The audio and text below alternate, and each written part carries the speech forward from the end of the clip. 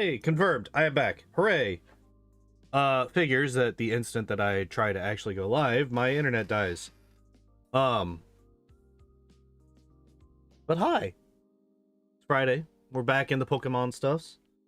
We're gonna be doing some Charmander run, and then hopefully we'll be able to beat that relatively quickly.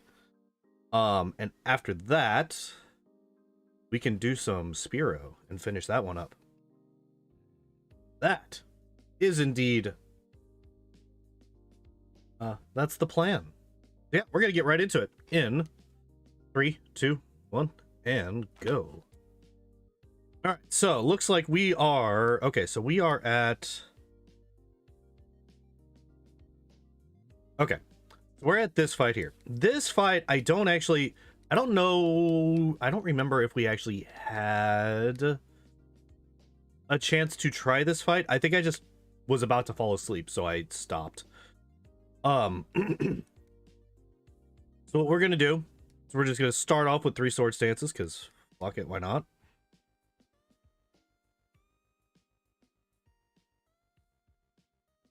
I think Dig will probably do more. Dig will definitely do more than Flamethrower there. We could just body slam the Growlithe, that'll kill it for sure. Execute, we're gonna Flamethrower just to be safe. Alakazam will die to body slam. Unless we crit. And then Blastoise. Of course, we get a Gen 1 miss with body slam, and then we get a crit with body slam. Okay. Sure, why not? But it's fine. So that actually gives me a bit of hope for the man. Suddenly a frog in my throat. That's what drinks are for.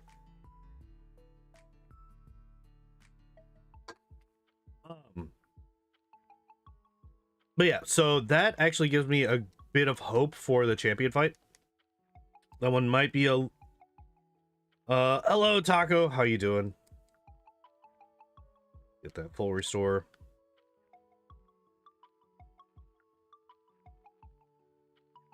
Let's pop the max repel.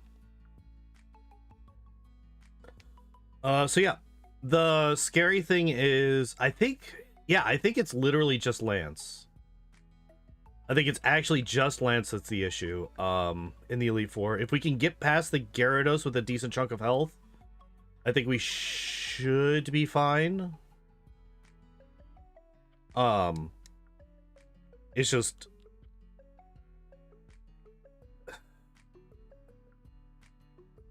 Well, let's see.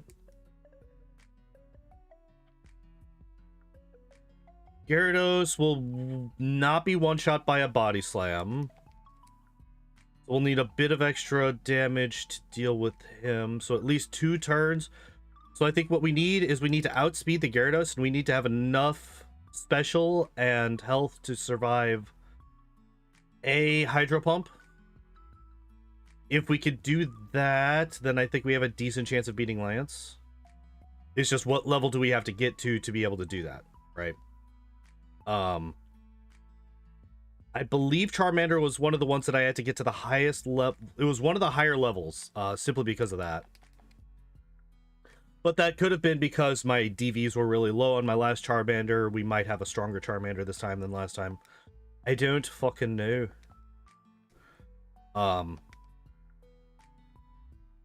And the fact that we aren't maxed out on stat experience means that we're not going to be able to, Speaking of, I think we definitely fly... Well, wait, how much money do I have? Oh, we got money. All right. Yeah, I think at this point we definitely go to Celadon. It is 100% worth it to buy these vitamins. And I think I actually focus on... Oh, wait, do I have anything to sell? That's useless to me. That's useless to me. That's useless to me. All right. First off, will these go? Yes, and no. Okay, so calciums we're done. Calciums we are done with. So we have $100,000 to deal with, to play with. We're gonna focus on Carbos first and foremost. Because speed, I think, is the biggest thing for us. Okay, so we only need 1 Carbos,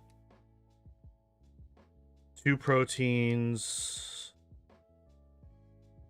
2 irons. Okay.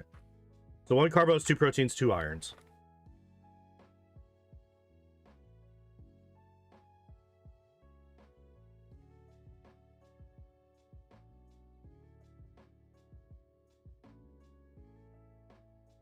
Have I decided the Pokemon for the easy mode run?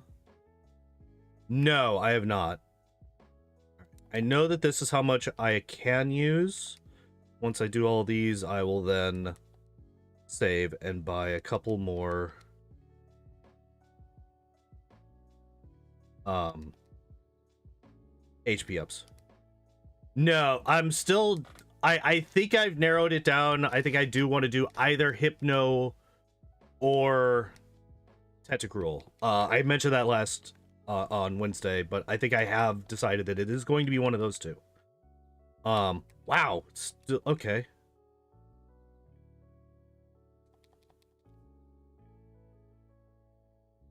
Okay, there we go.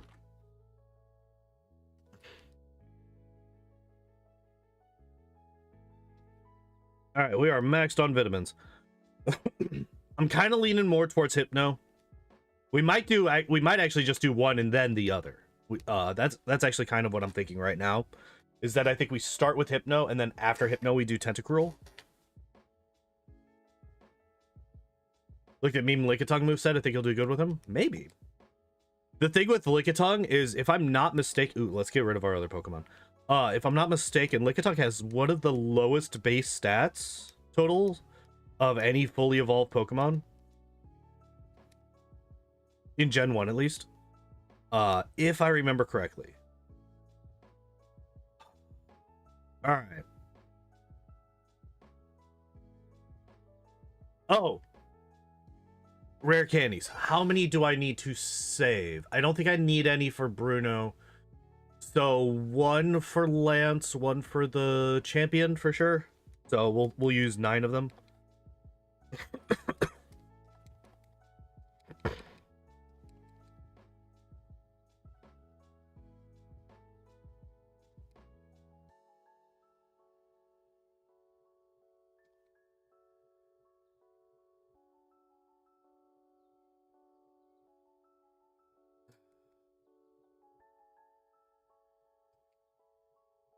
Oh my god, look at this. All of our stats are over 100 and we didn't have to get to like level 80 something to do it. Imagine having all of our stats over fucking nothing. So I think we just Sword Stance 3 times. 3.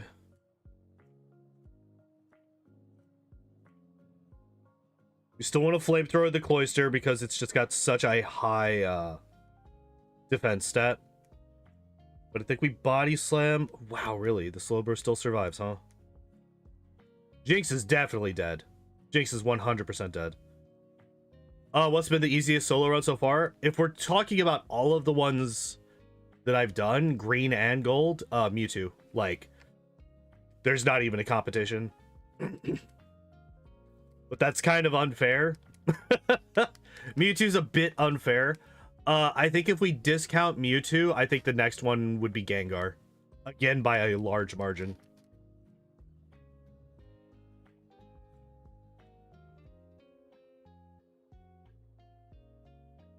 Alright. You never body slam the Hitmonchan. You never body slam the Hitmonchan. Because if you body slam the Hitmonchan, he is going to counter, and then you just die because his counter is going to kill you. Ooh, good. We leveled up at some. How much experience do we need to level up again? 8,000?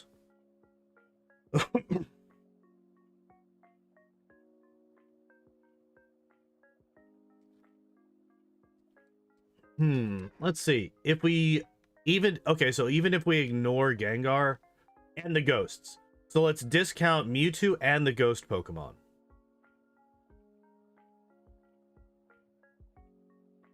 Does this one shot? It does. That's good.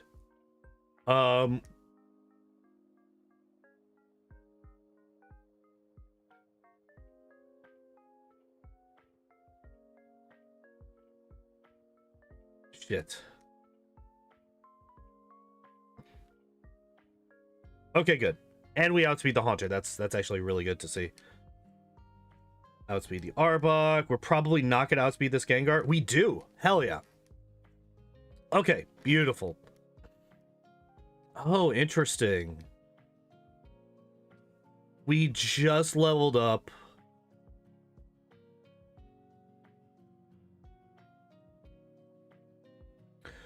Do I want to pop another rare candy? Because we leveled up on the Gengar.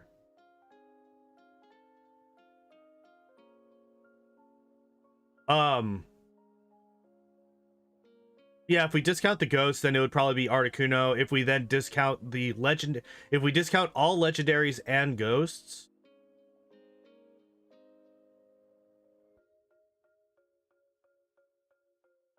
probably Alakazam. You got to make it to level 69. We will. The question is, do we get past 69 to 70?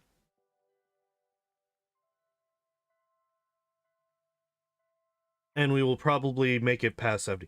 Well, like, the thing is, I don't think we beat Lance here. You know what? Actually, to maximize our chances against Lance, because he is the wall. Lance is going to be the wall. We're actually going to blow both rare candies here.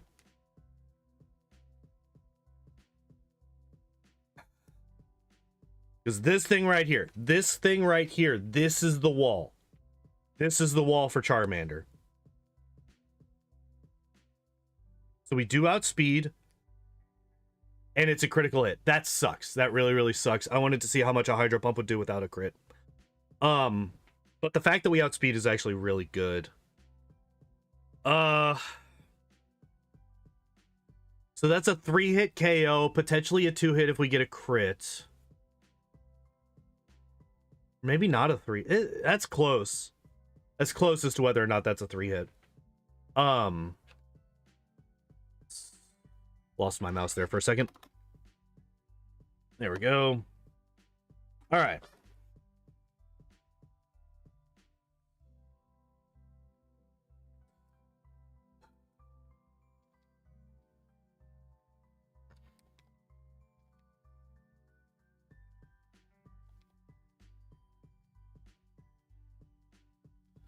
So we know that if we use 9 of our 11 rare candies here, that we level up right before Lance, which we wouldn't do if we didn't use all of these. The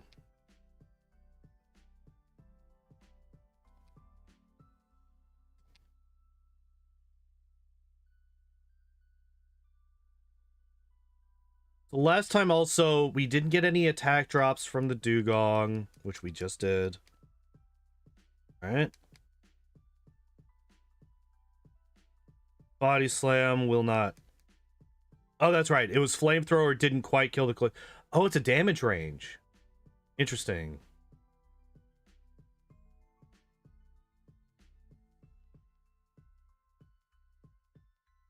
Did I only use 2 last time? And that's why everything is dying this time when they didn't last time. Because the Slowbro also didn't die last time. Both the Slowbro and the Cloyster survived a Body Slam last time, so I think maybe I accidentally only used 2. Either that or I low-rolled. I got really bad luck on low rolls last time or something. Or maybe I did get hit by a attack drop, and I just didn't notice it.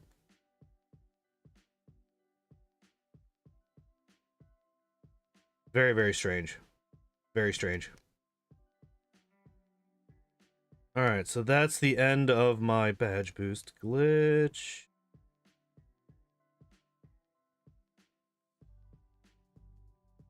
Which didn't matter.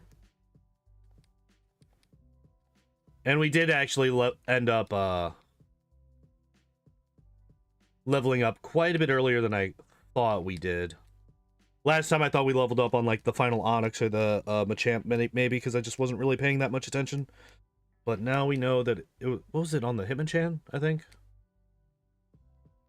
Alright, so yeah, Gengar outspeeds, but we get in a dig. We're going to do 1 Swords Dance. So last time we did 2 Swords Dances. And that allowed us to outspeed everything. Because we didn't get hit by Haze. Haze will remove your normal badge boosts. Not just any stat boosts that are done that fight, but any badge boosts that you already have. So actually, if you get hit by Haze in this fight, you're actually 12.5% weaker in every stat than you were before you started the fight.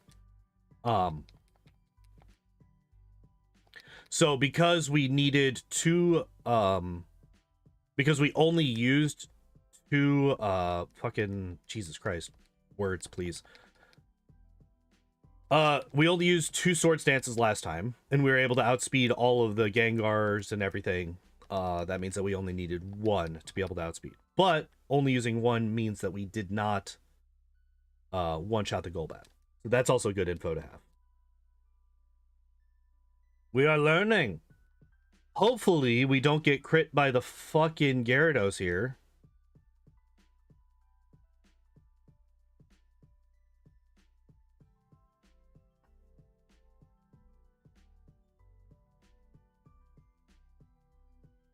Yeah. If the Dragonair used literally anything that did damage to us, we were fucked.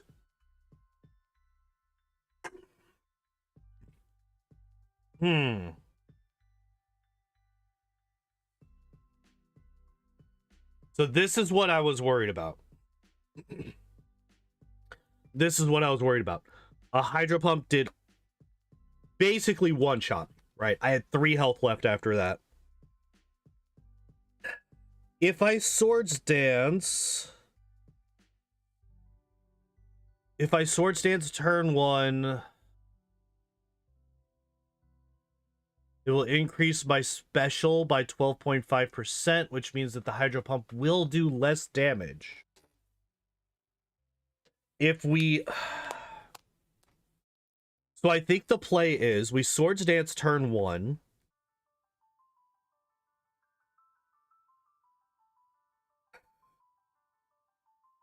Okay, let's reset. We Swords Dance turn 1.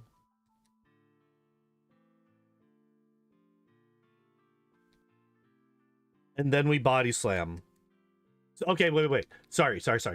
We Swords Dance turn 1. And then if he hits Hydro Pump turn 1, we then Body Slam. Hoping for a miss turn 2. And if he misses turn 1, then we Swords Dance turn 2, which means that his next Hydro Pump will do even less damage. Meaning that we can then set up the 3rd Swords Dance against the Dragonair. And the Dragonair hopefully will not be able to do enough damage to us to kill us. And then after that, we should be set for the rest of the fight. I think that is the flow chart for that fight. I think that's the flow chart for that particular fight.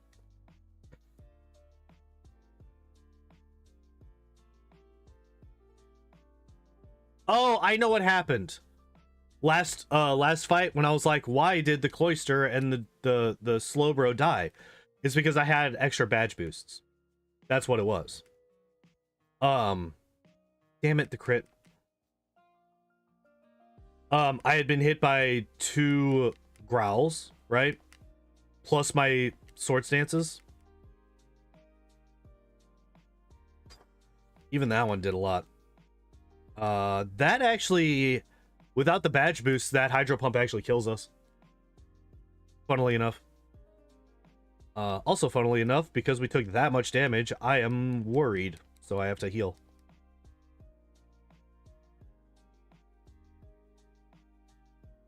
Because the Onix just went for Rock Throw 3 times before we got the dig off, he possibly could have killed us.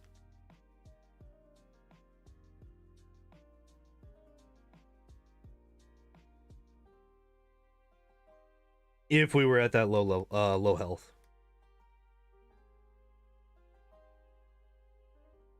Very nice, very nice. All right, heal again.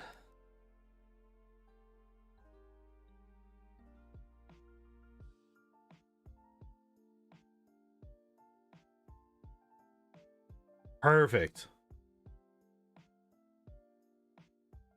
Swords Dance. Supersonic sucks.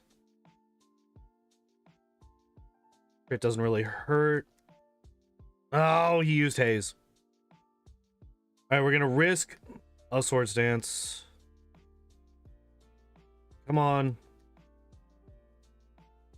Come on, really? 3 times in a row? Eat my asshole, game. Jesus Christ. All right, well, that was just... We failed coin flips way too many times that time. Not really much I could do about that. Yeah, I fucked up when I killed the Golbat. Stop hitting yourself, right? If only it were that easy. If only it were that easy. So yeah, we have a pathway to victory, I think. We have a pathway to victory. Because like I said, after we get past Lance... the next major hurdle is probably the Alakazam, which as long as I don't level up on the Pidgeot, that's a little, well, actually it's fine. 3, 4. I'm down 1 attack right now. Yeah, see. So Slowbro definitely survived that. Jinx dies. I think Lapras dies here. No, not quite. Okay. So Slowbro and Lapras both take about the same amount of damage from Body Slam. Percentage-wise. I don't need to worry about healing. So yeah, if worst case scenario, we get to land, or we get to the champion. Jesus, words. We get to the champion. We kill the Pidgeot, and we then level up. That is the worst possible scenario for our current strategy. If that happens, then that means that we need to save a rare candy for the champion. Right now I'm using both of my last 2 rare candies before we fight Lance. We might have to cut one of those if we level up on the Pidgeot. If we level up at any other time on the champion fight, we should be okay. I meant to heal before fighting her. We're probably dead. I got a good chunk of health still.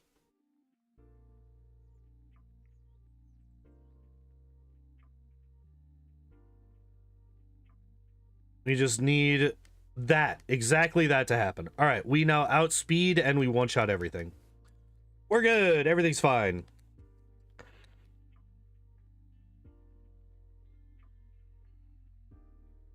Yeah, because the Alakazam's, I think, is the only one outside of maybe the Arcanine that should outspeed us. The Arcanine might outspeed if we lose our badge boost, but even then, that's not the biggest deal in the world. Okay. Because the Arcanine can't really do anything to us.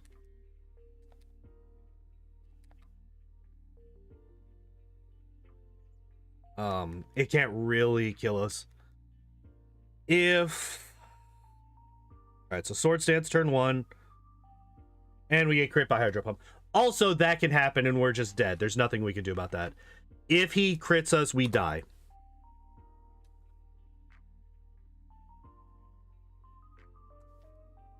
It's really unfortunate that we get all the way up to Lance and it's like, alright, we got like a 3-step flowchart, and at any of those 3 steps, we just die. If the wrong thing happens.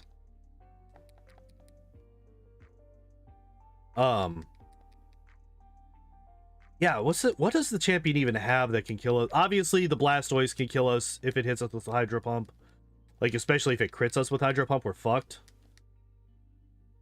Because by the time we get to the Blastoise, we're definitely going to have lost our badge boosts. So we're going to be at normal special. Maybe that in and of itself means that we save a rare candy so that that doesn't happen. And so the reason that I say that is because...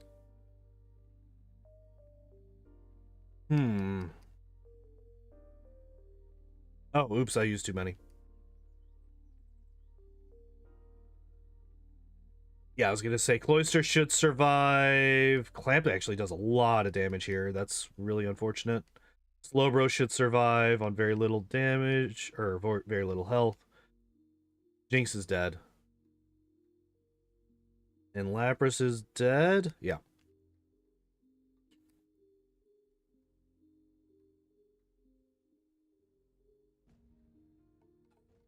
Yeah, we kind of want to get at least 1 growl from the Dugong. Because that lets us one-shot the Cloyster.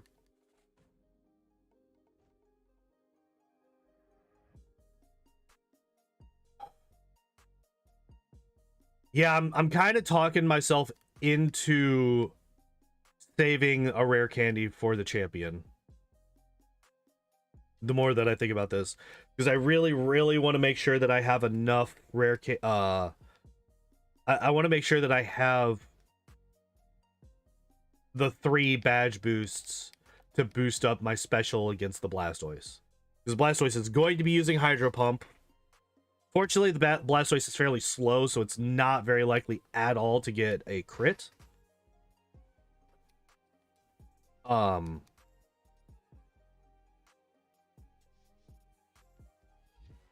Did I mention Vaporeon? I did not. I was kind of going down the Nightshade is fine. I was kind of going down the list. It's like, well, if we ignore Mewtwo, then the right answer is Gengar. If we ignore Gengar, then the right answer is Haunter. If we ignore both, if we ignore Mewtwo and the ghost types, then it's Articuno.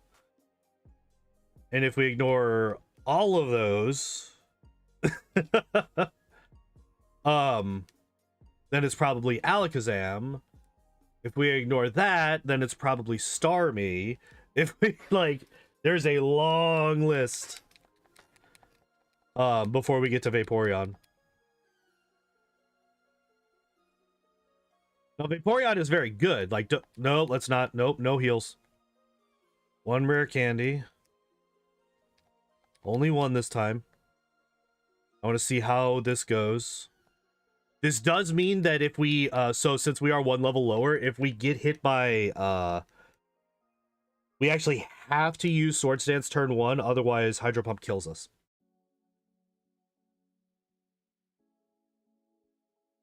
Yep. Damn. All right, so options there was A, Hydro Pump misses. Well, the most likely scenario is we just die, like what just happened. That is the most likely scenario there. B, Hydro Pump misses. C, we get paralyzed. We get a paralysis off from the body slam, and then he's fully paralyzed. D is he gets paralyzed and it doesn't matter. which we then would refer back to A or B.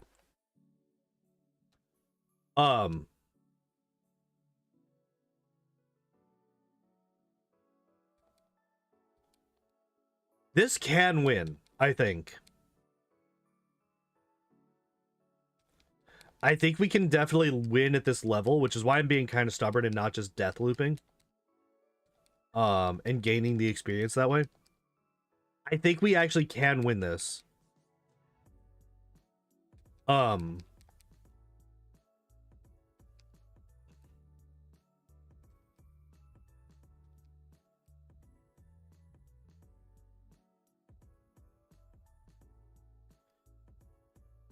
just a little bit worried about potentially saving after I use the no rest. No, hit me with the growl. Do it. You bitch.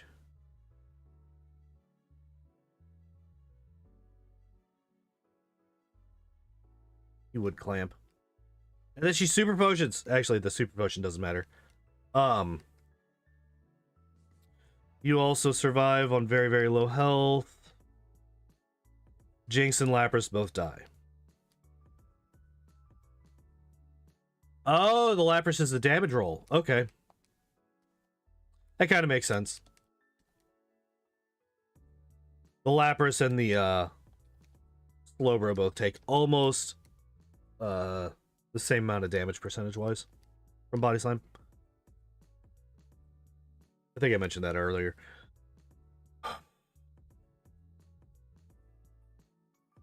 Yeah, that's what it's so like. I honestly think that Hypno might actually outclass Alakazam when it comes to easy fights or easy runs, simply because if Alakazam can't one-shot the Pokemon that it's fighting and the Pokemon has a physical attack, Alakazam is in major trouble, right?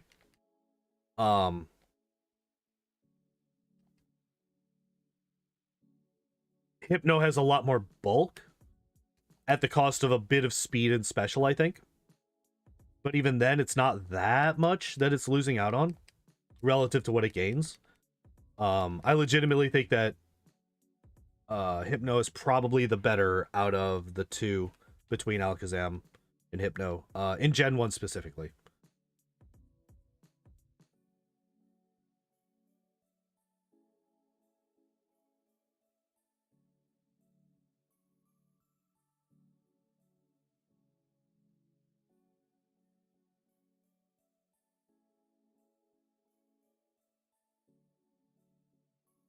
You've got to be kidding me.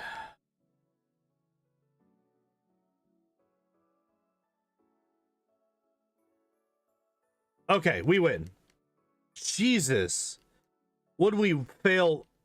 Was it 3 or 4 coin flips in a row again?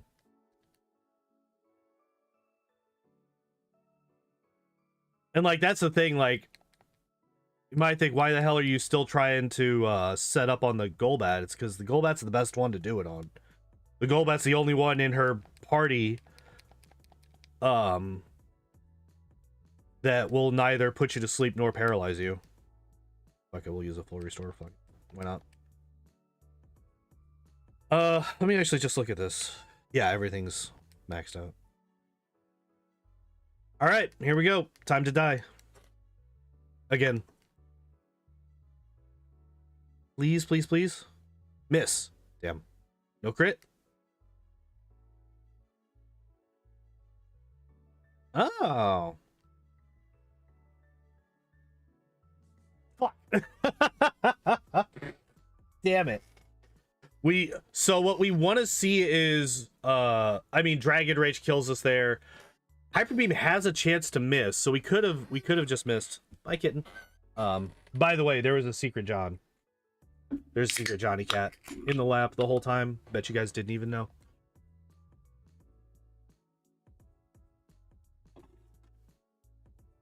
That is death number 49. So, is he going to make it through? If we make it through this fight, he will come through with 1 less death than Squirtle did.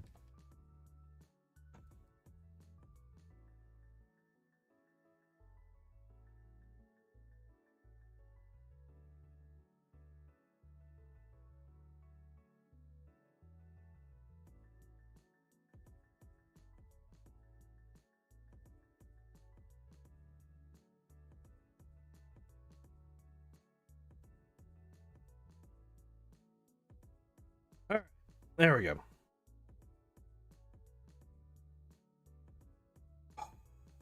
Man. Like the obvious thing to do here is to just not use. Damn it. Okay, we got the attack drop, which means we want a Sword Stance again. Now we're safe. Unless we crit. Well, if we crit against the Cloyster, it doesn't matter. But if we crit against anything else, we're dead. I think. Okay, never mind. We're fine. God damn. This is the scariest Lorelai's been so far.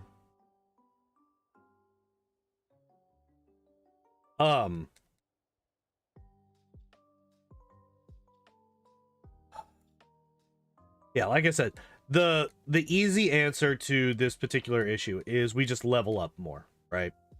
If we level up more, then we don't have to worry about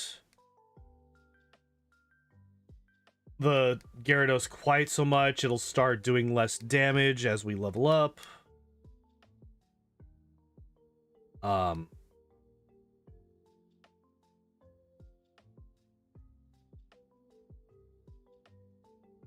But like I said, we need like 1 of 4 different things to happen. Granted, those 4 different things are very unlikely, but they are possible. And if we can get any one of those 4 things to happen, then we win. And we're good.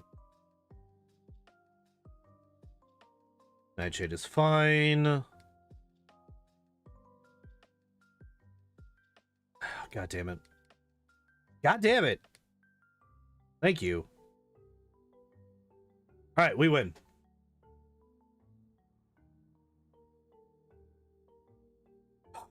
The hazes, man, the hazes.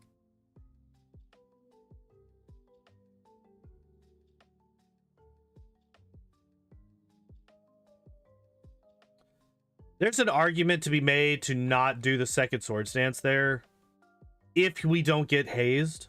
Like if he does not use haze turn 1, then we just go for body slam and kill him.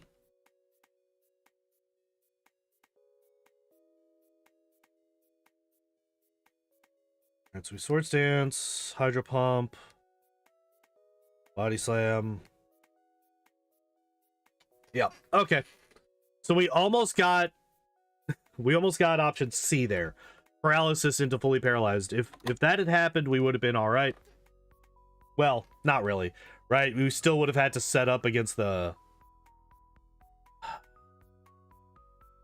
Alright, you know what? I am going to save after using the rare candies. I'm going to save after using the rare candies.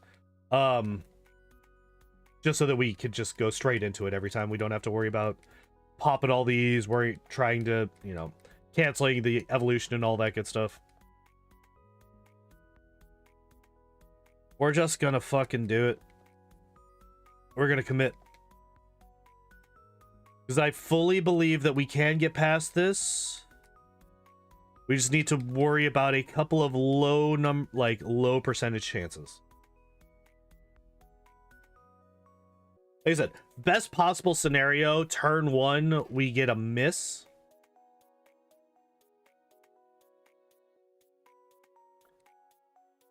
Fucking hell. Alright, let's find out. Does Body Slam kill you? No, it does not. But it puts you in heal range. So Body Slam is actually safer for us against the Cloister than Flamethrower is.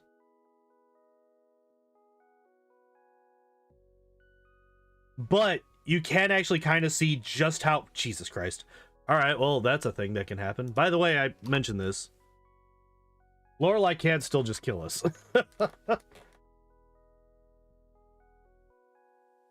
I did do that, right? Yeah, okay. I did save after. Lorelei can still kill us. What we want to see is we want to see at least one, if not two grout. There we go.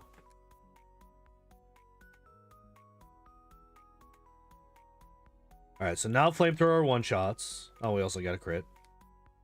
Slowbro, unless we crit, is a one-shot. Also 2 crits in a row, very unlikely.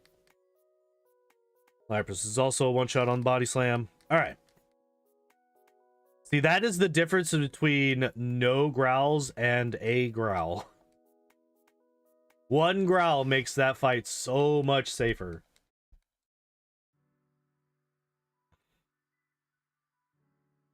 Or an Aurora Beam with an attack drop. Either of those two things happening is wow, Flamethrower miss. All right, sure game. Why not? You know what? Flamethrower does not kill the Onyx. Okay, I was hoping to be able to save a turn there by using Flamethrower instead of Dig, but we don't have the badge boost. If we still had a badge boost, that'd be one thing, but we don't quite get that.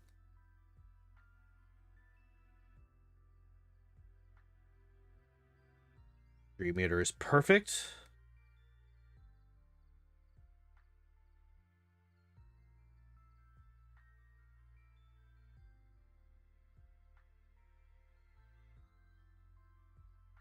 Oh shit. I'm not gonna outspeed, am I? I'm not gonna outspeed this last Gengar. Don't confuse Ray. I'm dead. Yeah, I'm dead. God damn it. Yeah, that was my mistake. I accidentally didn't take it. I did not take into consideration the fact that I had been hazed. So I lost my badge boost to speed. So basically, after I used that Sword Stance, I was back to neutral with all of my badge boosts. Wow. Okay, sure. Why not? Just fucking do literally nothing but rest. Why not? Slowbro survives. Jinx dies. The Lapras Most likely survives? No, it does not. Okay, cool.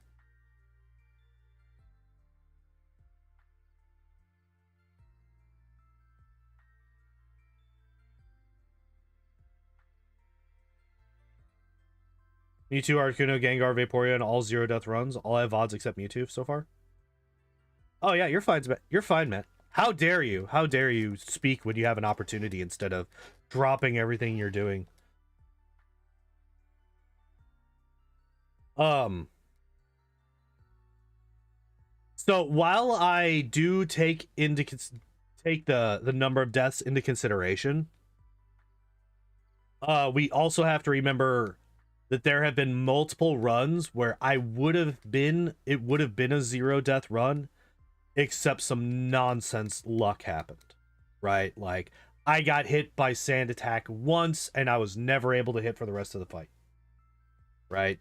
So like, while I do take into consideration the no deaths, and it is a very good indication as to just how strong that Pokemon is, I do try to take into consideration other things as well. Nightshade is fine. Fucking hell. Need that second sword stance now. No, the crit. And I'm dead. Yep. So Agatha's rearing her ugly fucking head. You're like, hey, remember me? Remember how much bullshit I could cause? Yes, I do, and I don't appreciate it. No, hit me with the growl. Fuck.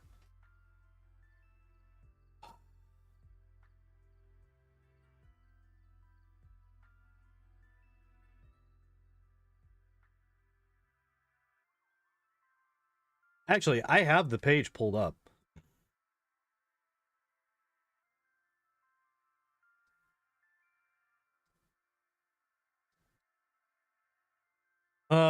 So like, if we're going off of deaths, Ninetales only had 2 deaths. But I wouldn't consider that to be one of the easier runs. Kadabra and Alakazam both only had 1 death. And I think the Alakazam was one of the I died because of sand attack things. I think it was to Rival 2, if I remember correctly.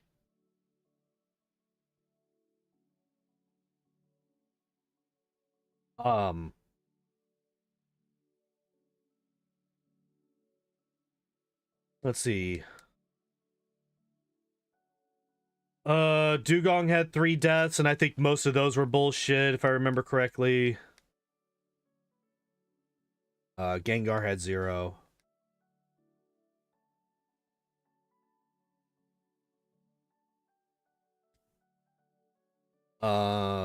Kingler only had 8 deaths.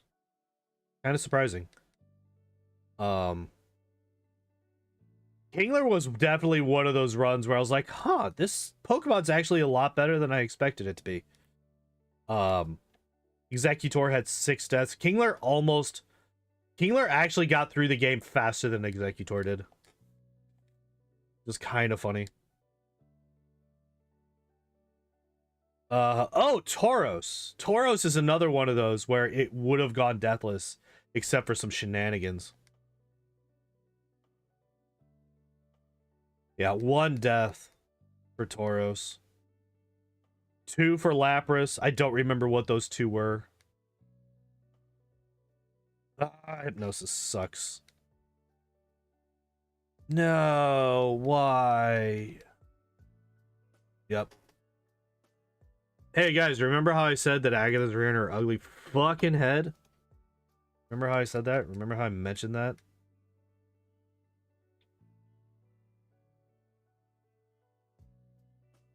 Oh shit.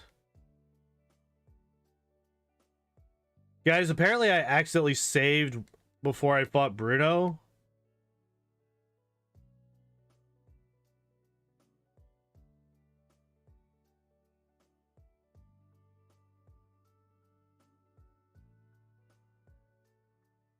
I mean, it's not that big of a deal.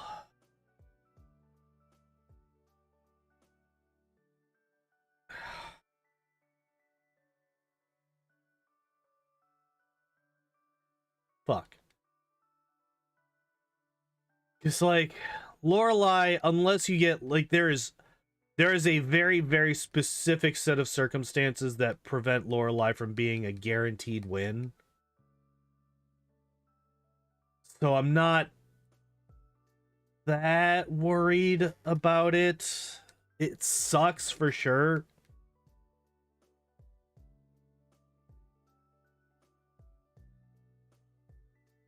But I'm not going to take the death because it doesn't really make any sense to do that.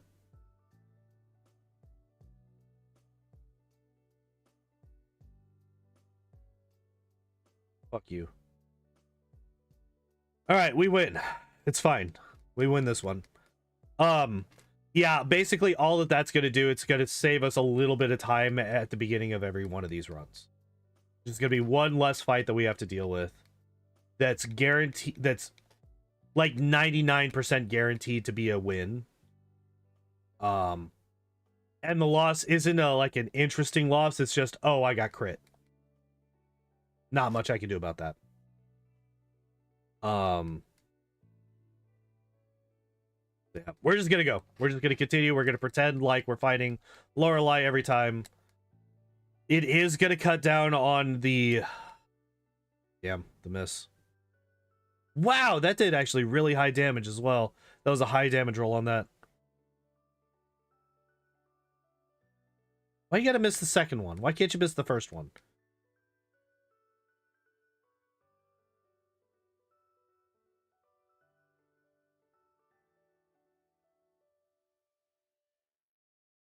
Let me check. Oh, wait. So attack is higher than special anyway. Flamethrower and body slam.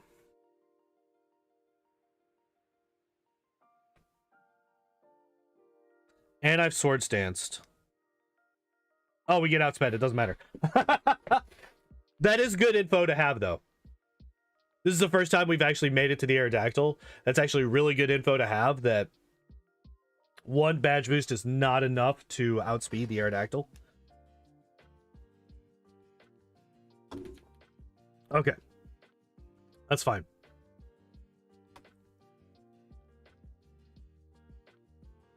Okay.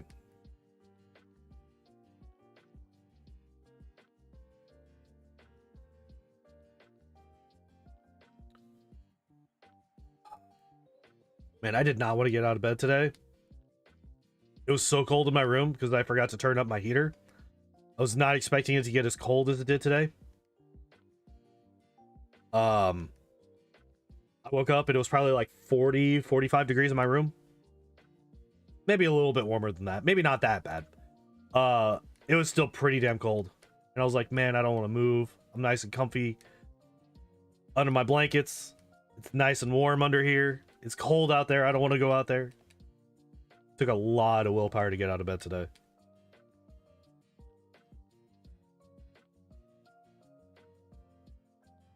Please don't fuck with me. Just be simple. Okay, that's a good start. Now, don't haze. User race frustrating. Haze is also frustrating. Haze is also frustrating. Haze is also frustrating. Haze is also frustrating.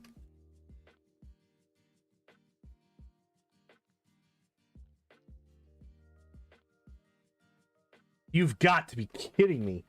You've got to be kidding me. Okay, sure, fucking game. My god.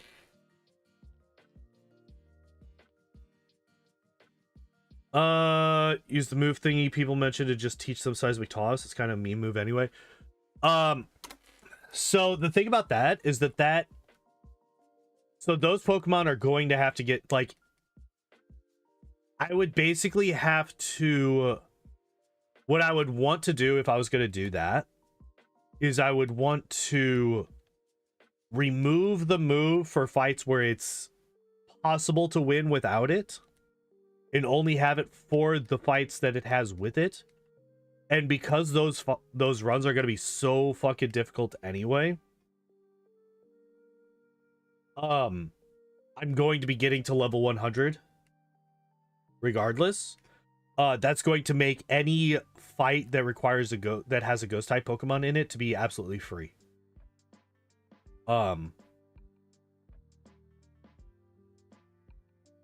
It's going to remove the challenge from that.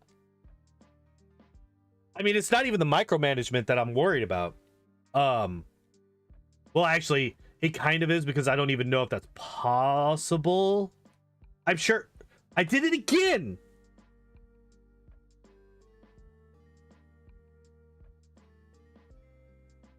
Why? Why is this a thing that I'm doing today? I have not had that particular, like, that just goes to show how ingrained it is into my soul to save between every Elite Four member. I've done 83 runs of this. Some of them I've done multiple times. And the rule has always been do not save in between Elite Four members. Yet, even after all of that, the instinct is still there. I don't even know if instinct is the right word, because it's not like a natural thing. But I have now saved before Agatha. Oh, that works. Sure, why not? Thank you for the free turn. God damn you, you piece of shit. Fuck you. God. I hate you so much. Alright, we're fine though. Everything's fine now. I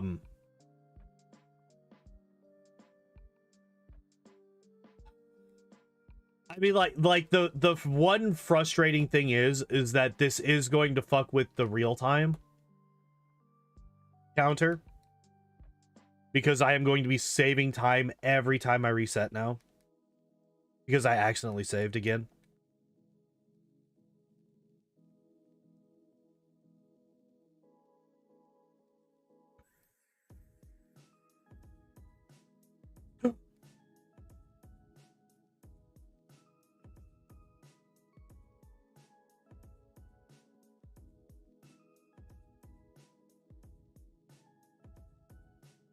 Huh.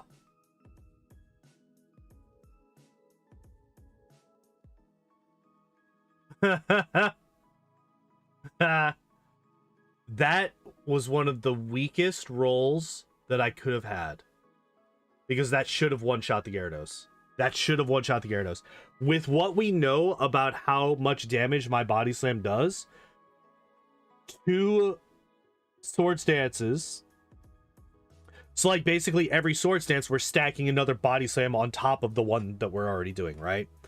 So, if we use 1 Swords Dance, it's doing double damage. If we do 2 Swords Dances, it's doing triple the original damage. And we know that Gyarados dies to 3 Body Slams. So the fact that I got 2 Swords Dances off, and yet we still didn't one-shot the Gyarados, that means that this is one of the lowest rolls that we possibly could have had. Alright, game. Sure. That's like basically the ideal scenario right there. What just happened is like the ideal scenario. I think I didn't heal before I started this, did I? No, I did not.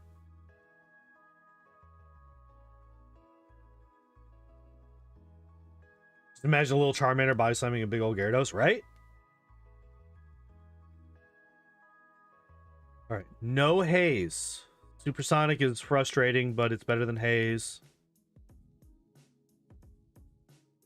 Could you do anything but supersonic? My god. Jesus fuck. Alright. Thank you, Agatha, for your nonsense. How bad has this Charmander's luck been against confusion? Right? Like, this little guy, anytime he gets confused, he fails like 80% of his coin flips.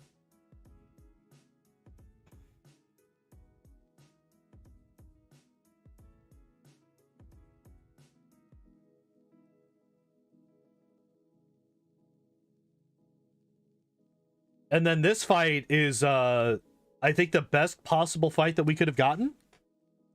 We're actually going to get through Agatha without taking a single hit point of damage after dying last time.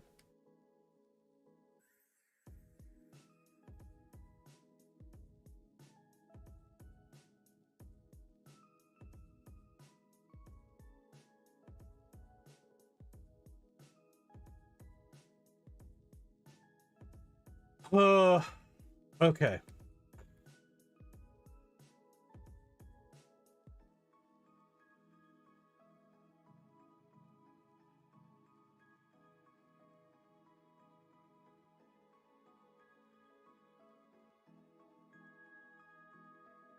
Why, though?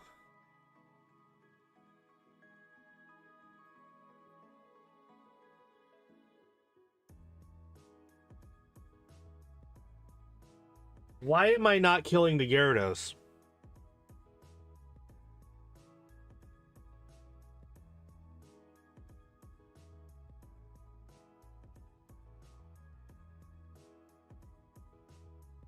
Because you can see the difference in damage. Because this is the exact same thing that happened last time, right? Missed the first turn, so we got 2 total bodies, or my one only 1 Swords Dance.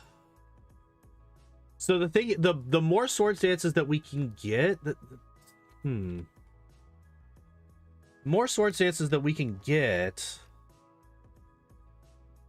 the less damage the Hydro Pump does because of Badge Boost glitch. Obviously, the more damage we do. You know what? Of course, I'm gonna hurt myself in confusion. Now, we need 1 turn that's not that. Okay, we win. We win on 7 health.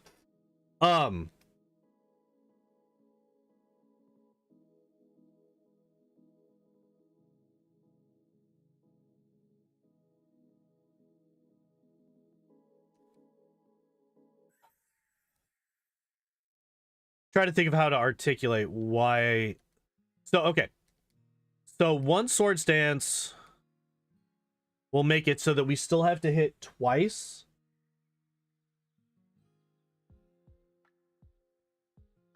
We have to hit twice to kill the Gyarados, right?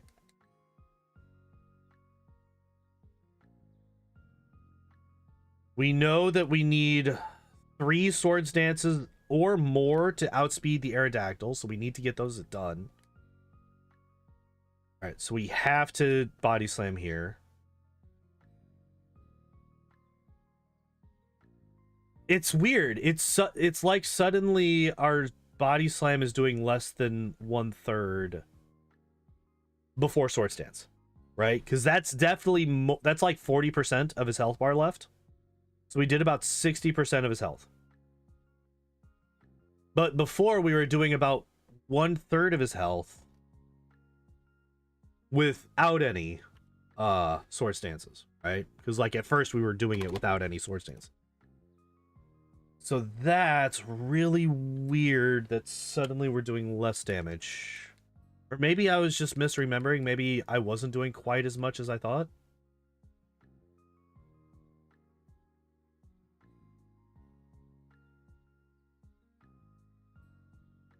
Yep, we're dead. Yep, we're dead. There is literally nothing. There's no way I was going to get through that without taking any kind of damage.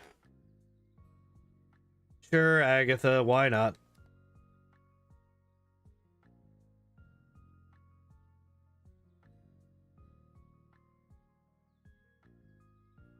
Ooh, nice. Okay, wing attack.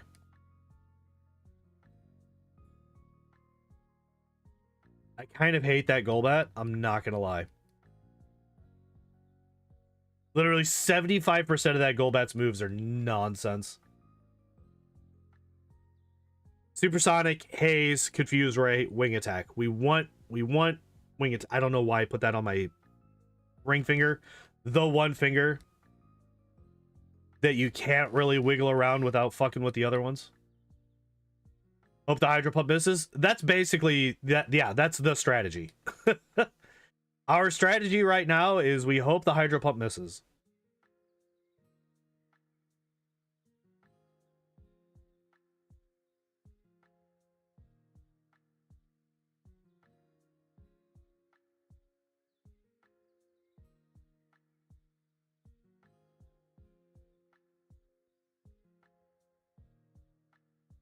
Okay.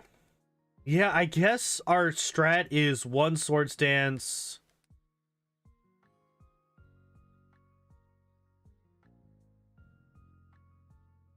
Yep. Like that. There's so much. So Hydro Pump can miss.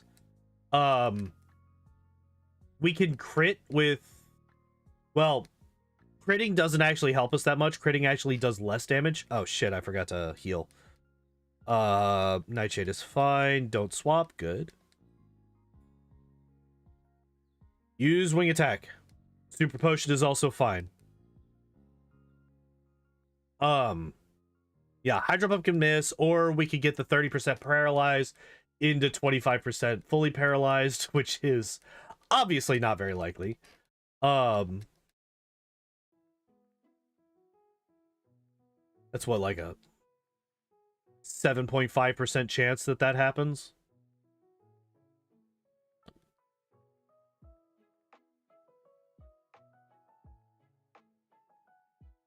And we need to Swords Dance once, otherwise the Hydro Pump kills us. Again, because of badge boost.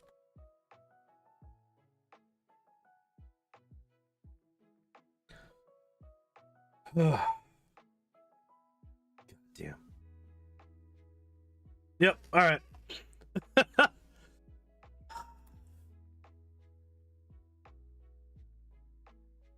damn it.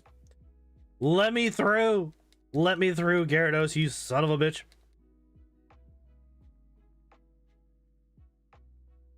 I might as well do... Oh yeah, I didn't heal. I forgot to heal before this fight. Don't fucking do it. God damn you. I hate you so much.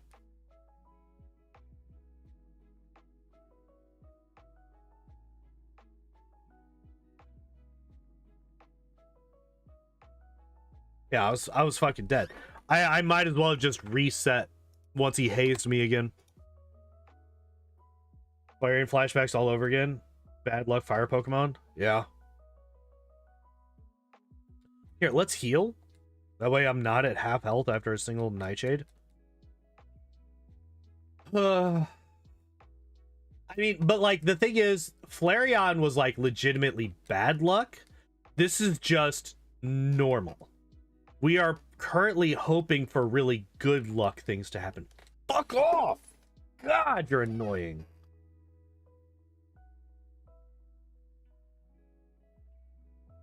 And I'm dead. Agatha's the worst. But at the very least, we are getting right into what is actually... Like, these are the fights that are the problem, right? Agatha is a problem. You know what? Fuck it. I'm gonna do... Yep, there it is. I'm dead. Yep, there it is. I'm dead.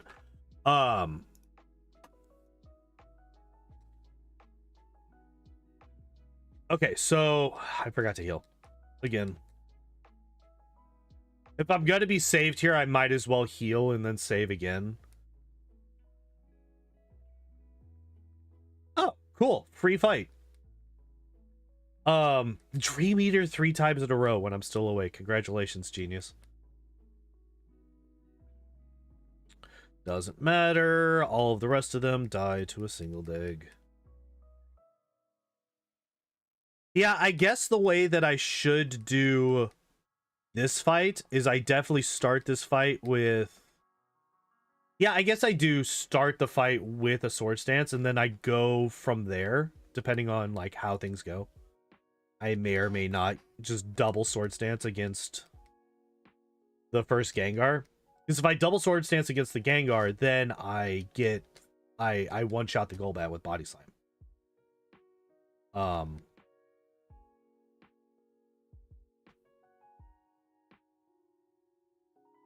Hydro Pump miss. Let's go. All right, sword stance 2. Hydro Pump hits.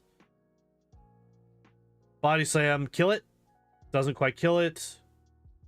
We got another miss though. No, we only wait, did we only get one or did we get a full 2 sword stances off last time? I can't remember. Oh god, I can't remember. Testing. If we kill the Dragonair with Body Slam, we only had 1 sword stance last time. We only had 1 sword stance last time. Okay. No, the crit! No, the crit! You fucking... Ah! No!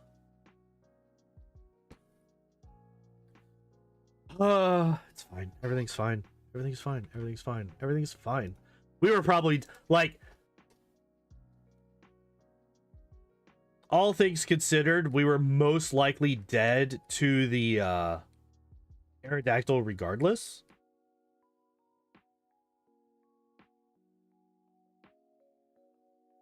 But... Are we just fucked? I think we're just dead. We're definitely just dead. Alright, cool. So remember how last time we got through her fight without taking a single point of damage? The only damage that we had was from, I think actually Lorelei. Alright, like I said, we're just gonna save after we healed. If we're already saved in this room, we might as well do that. Confuse Ray is really unfortunate. 3 meter is fine. I don't know why I just tried to body slam a Gengar. That was really stupid. But we do win. We do win the fight now. Hey, we actually got through an entire confusion without killing ourselves.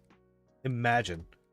Imagine a world where we get through an entire confusion without killing ourselves.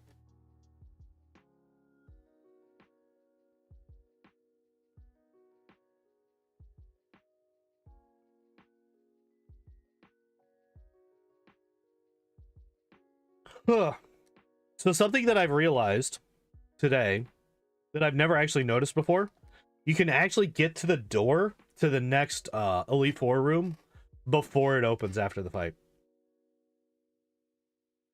I don't know why I never noticed that before, but I have noticed that.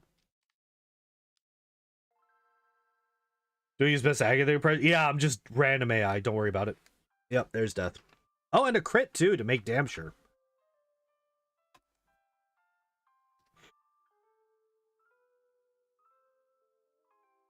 We did heal up already. This is gonna be Wednesday all over again.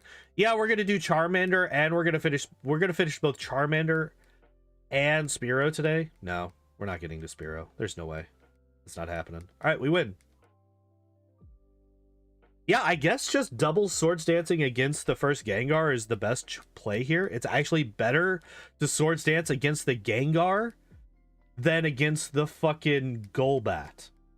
The Golbat is a bigger threat than the Gengar because of its nonsense moveset that is just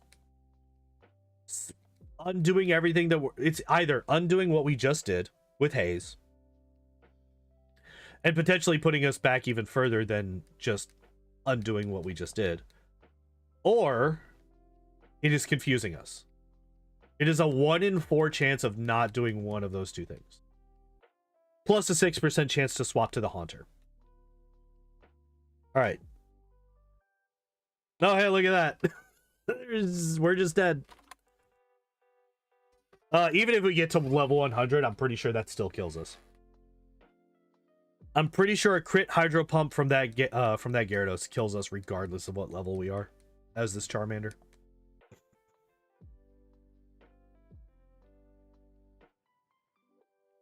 Hypnosis is unfortunate, especially crit. I mean, it is a Gengar, so it's very likely to crit, but Jesus.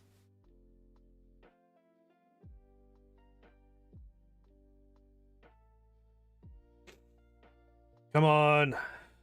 We got this. We can do this. We can do this. We can do this. Easy. Suddenly we're almost dead. Suddenly we're very almost dead. Okay, but we win.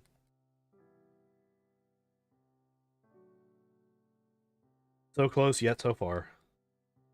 Thank God for badge boosts. Boosting my speed. Holy shit. Imagine if that didn't happen. Imagine if we were outsped by every single one of these Pokemon. Although I think we still outspeed the Haunter. We definitely outspeed the Arbok. But that final Gengar? No way. No way we outspeed that final Gengar without badge boosts, right? Well, we know that because we don't outspeed the first one. The first one is 4 levels lower. Now, what I could do, another option for me, is I don't use the rare candy. I don't use the elixir. And I allow Lance to kill me. This will put me back outside. So it will undo the fact that I accidentally saved in the Elite Four. Hypnosis. I mean, there's nothing I can do about that. Oh, hey, look at that. Might as well. Supersonic really sucks, but if I can get this body slam off before he hazes me. Nope, I'm just gonna kill myself. That's fine.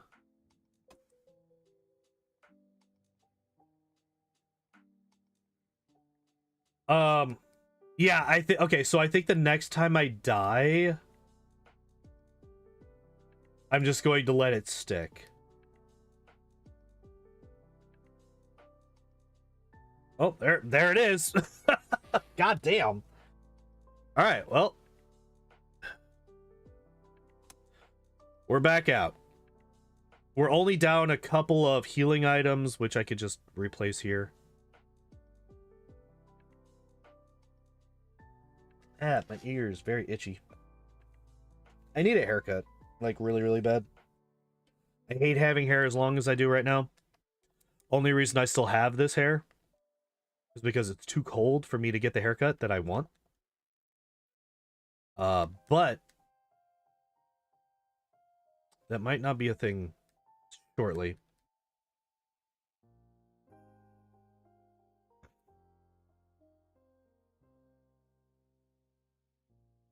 Okay.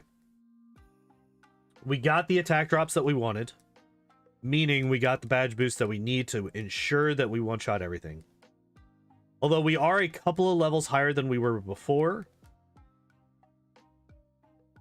So, oh, did I level up? No, I did not. Now I leveled up. Interesting.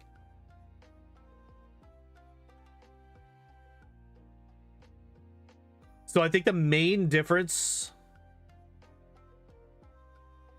between what this run is going to be and what the last one was is if we can get 2 more levels, I think we might be able to consistently 3-shot the Gyarados, which means the 2 sword stance into body slam is the ideal setup, I think.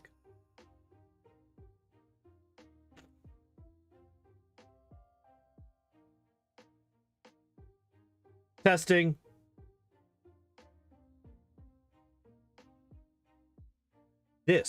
That right there, what just happened, that's why we don't body slam the Hitmonchan.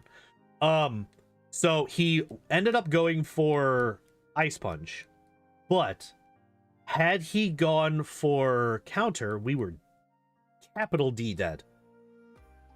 So crit body slam does not kill the Hitmonchan, which is good to know. That's good knowledge to have for sure.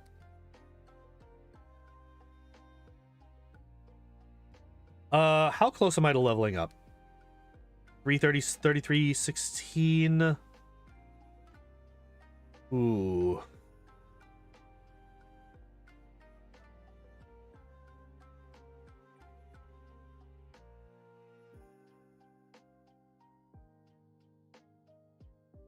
Please stop killing yourself, me.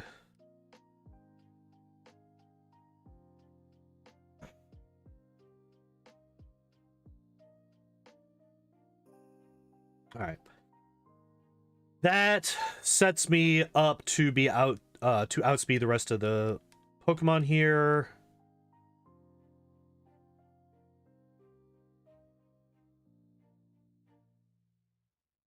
Okay, so we will be 1 level higher than we were last time, which is interesting, actually.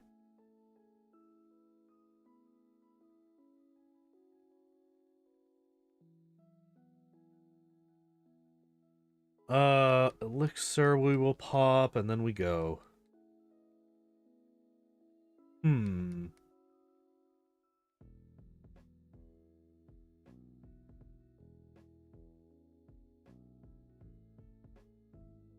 Yeah. Okay. Yeah, that's kind of how I expected it to go still. That doesn't actually look like it's that much more damage than last time. I mean, it is only 1 level, right? We ended up only getting 1 extra level there. Considering the fact that we went through the entire Elite Four again, that's really strange. Wait, how does that even work?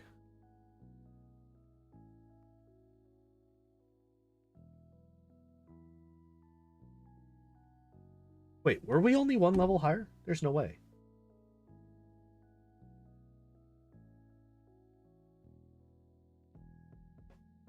No, we were 60. Yeah, we were 67 last time we got there. And we were 68 when we got there this time. This past time. That's really fucking weird. How did that happen?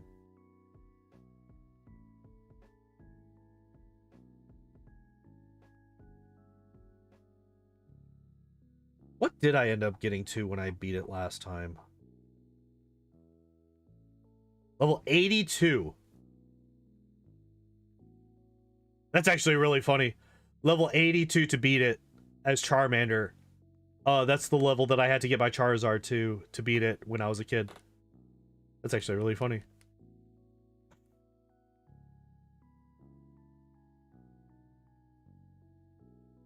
All right. We got all the badge boosts we need.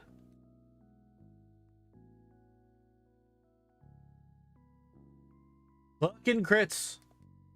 Did I double crit the Slowbro? What the hell?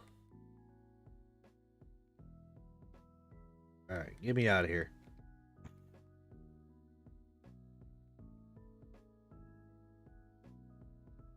Alright, so I think what I do here this time is I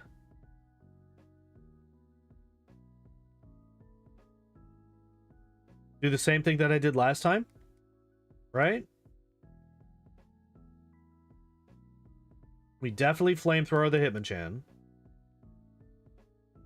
I should have body slammed the Hitmonlee. No point in not doing that. Dig. Body slam the Machamp.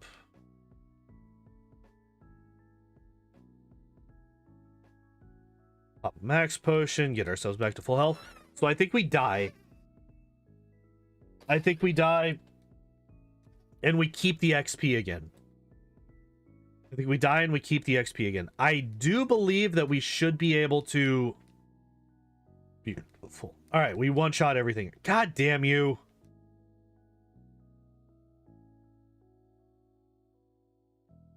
Like, actually the worst thing that they could do here. Okay, there we go. We're back. We're back. We win.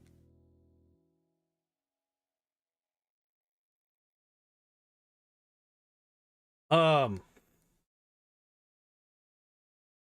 that's a good idea? Yeah, that's probably the best thing for us to do. Because we only got 1 level last time, and...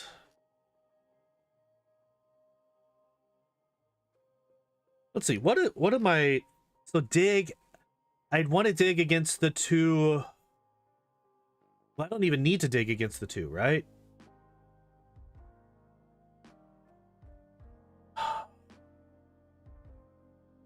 Because Body Slam kills... Although I can dig against the 2 Dragonair, that saves all of my body slams for the flying types. Yeah, we don't even need to use the elixir here. Because dig is gonna one-shot the drag. If I get past the Gyarados, dig one-shots the Dragonair, 100%. So we're not gonna use the rare candy.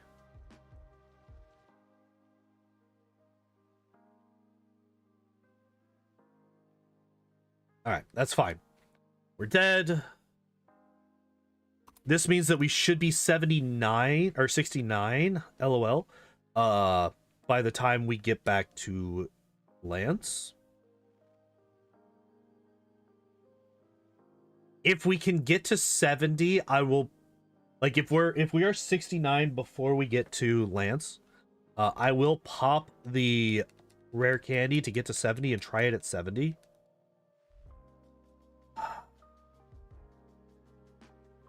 We're like 2 levels higher than we were. We might be able to... We do one-shot.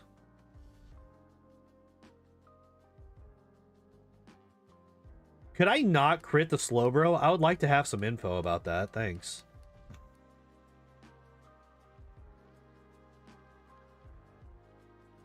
Okay, so we definitely have enough experience ahead of us to get to level 70. 100% we do. Okay.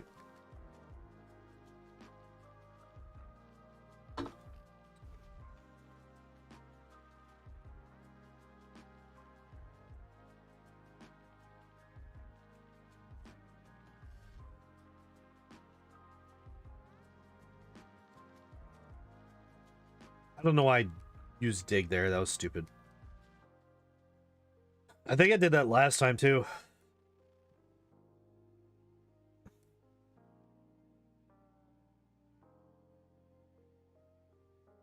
All right, pop the max potion. Should easily be able to beat her. Well, easily. If I can get my 2 sword stances off, which Nightshade 1 is a good... We outsped even without that.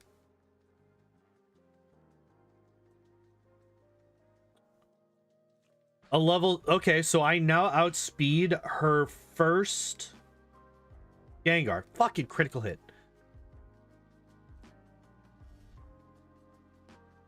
Oh, shit. We're not gonna outspeed. Her final Gengar isn't that big of a deal. It can't put us to sleep. It can't confuse us. The only thing that we don't want to see is Confuse Ray before we go underground.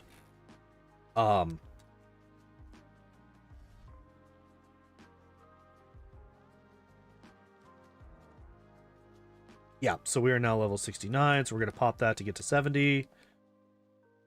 Just to see how that goes. Just to see how it goes.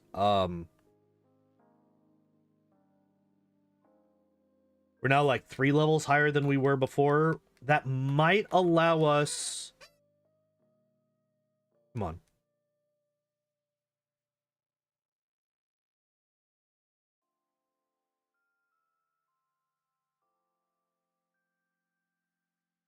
I have to.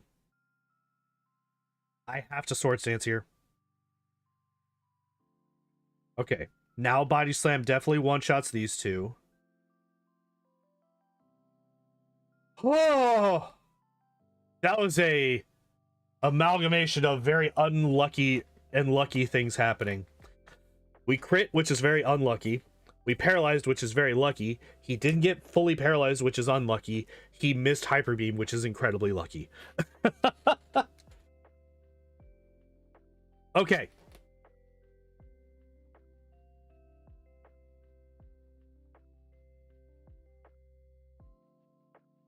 This tells me that with 3 Swords Dances,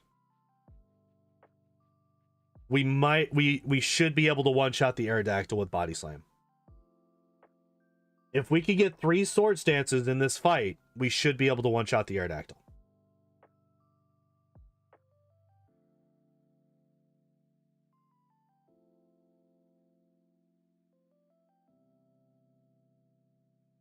Okay, we can do this. We can do this. We can do this. It's gonna take some luck, and it might take us a while, but we can do this. We could do this at level 70 for sure. And then after that, like I said, the only, I mean, like 3, 4. We want to make sure that we are maxed out on this because that's the only way that we kill this. Okay, we're fine. Everything's fine. The one unfortunate thing is that we don't quite get the badge boosted speed for the final Gengar. But like I said, that Gengar really only has one move that's super scary for us as long as we're above 60 health. If we're above 60 health, the only scary move is Confuse Ray. Which, if we get to that Gengar, most likely we're going to be above 60 health. Because that fight tends to go really in our favor or really not in our favor. One of the two. It's not. There's usually not that many, you know, half and halves.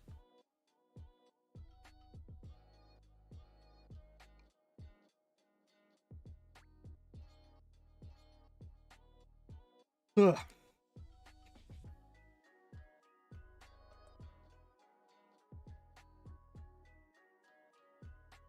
Did I heal before doing this? I did not. Well, that's unfortunate. That's really unfortunate. All right.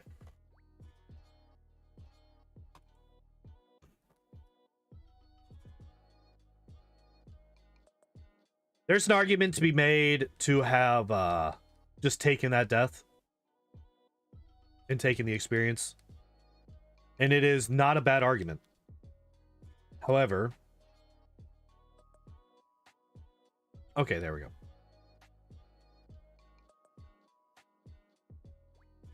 We definitely kill everybody unless we crit at this point. We got like 2 extra badge boosts.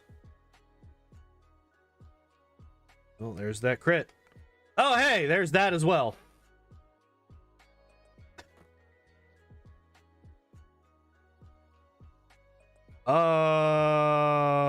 I'm actually going to accept this death. We are going to do this.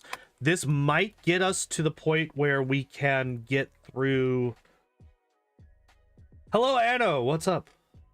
How you doing today? I did not mean to dig. I don't know why I'm checking stats or anything. There's no point in that.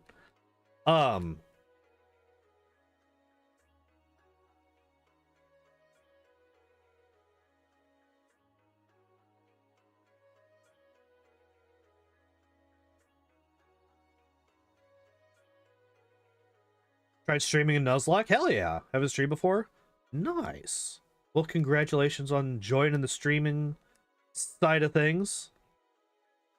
How'd the Nuzlocke go?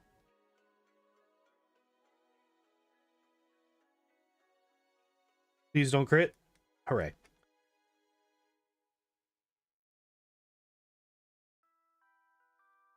For the 7? Wait, for the 7. Oh, it's like swapping between. So what all games is it swapping between? What am I checking? I don't even know what I'm checking. I'm at full health. I don't need to, like, none of that is necessary.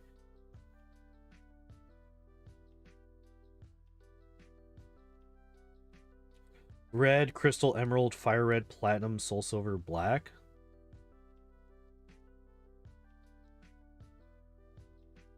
That is a large number of things.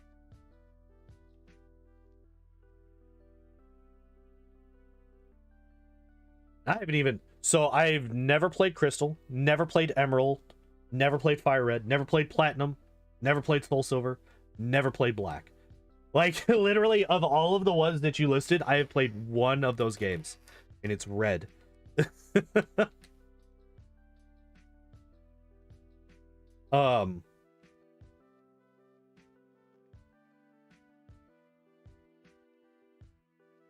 Yeah, never played any of the Gen 3 or 4 games.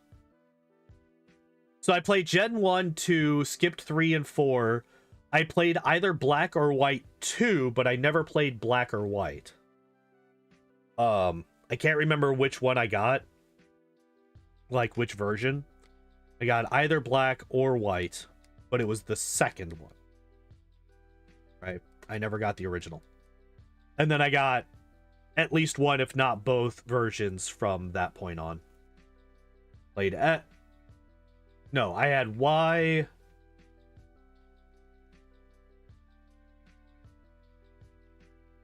Sun... I can't... I'm like having trouble remembering which one's which. Black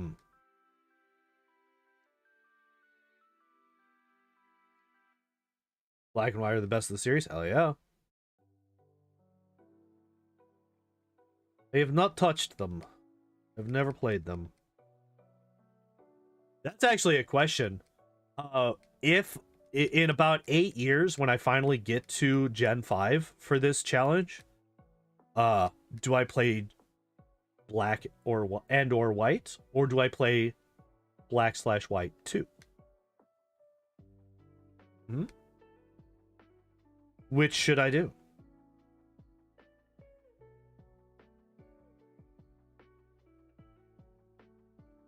Okay. We can do this. We can do this. We need turn 1 Hydro Pump Miss. That's what we need right now. Not what we got.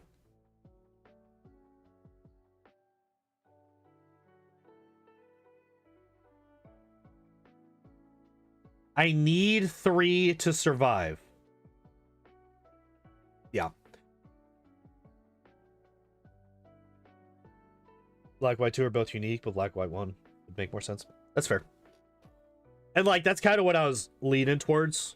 Yeah, we do want to reset on that one because we used the rare candy and we used to... I mean, the elixir is less important than the rare candy. If I hadn't used the rare candy, I could have argued to not reset there and just take the extra XP. But the rare candy kills that.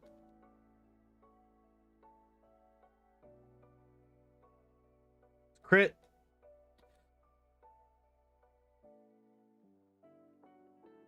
Nice crit. Jesus. Could we not crit, please? I would be appreciative. Appreciative. That word.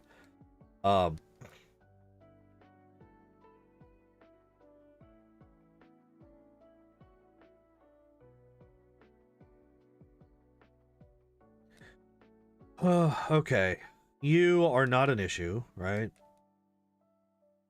Just swords dance 3 times and you just collapse.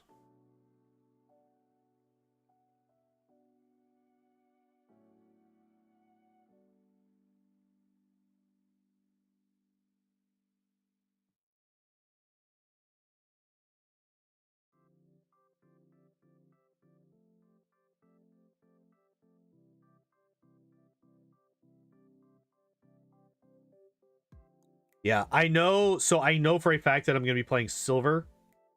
Why did I almost save? You saw the cursor go down there. Everyone saw the cursor go down there. Yeah,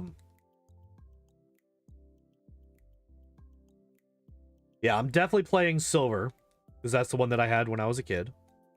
And fuck it, I want to play the one that I had when I was a kid. Hey, look at that. We got free experience.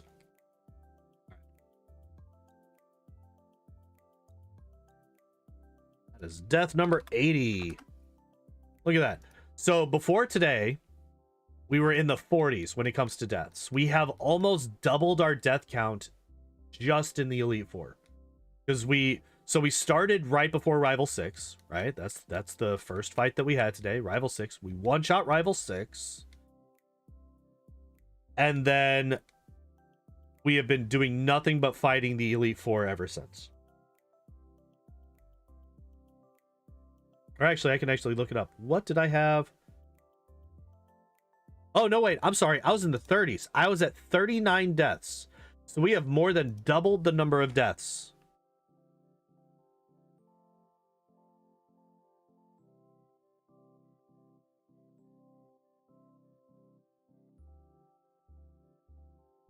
since we got to the Elite Four here. And it's all Agatha and that Gyarados. All right. One. I don't even think that I need all 3 Sword Stances here. I think probably 2 would be enough, but we're going to use all 3 just to be safe. Gyarados ruining lives. Yeah, the Gyarados is going to be a problem. Like, 100% for surezies. I knew that. But I don't think that I'm going to need to get to the level that I needed to last time. Like, last time I got to level 82. I'm not gonna have to get to level 82. There's no way.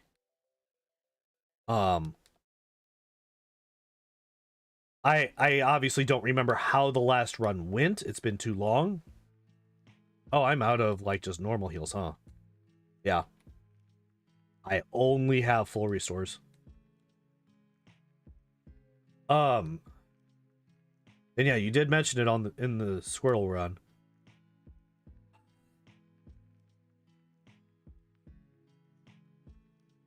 Okay, we got an early wake up. Fuck off.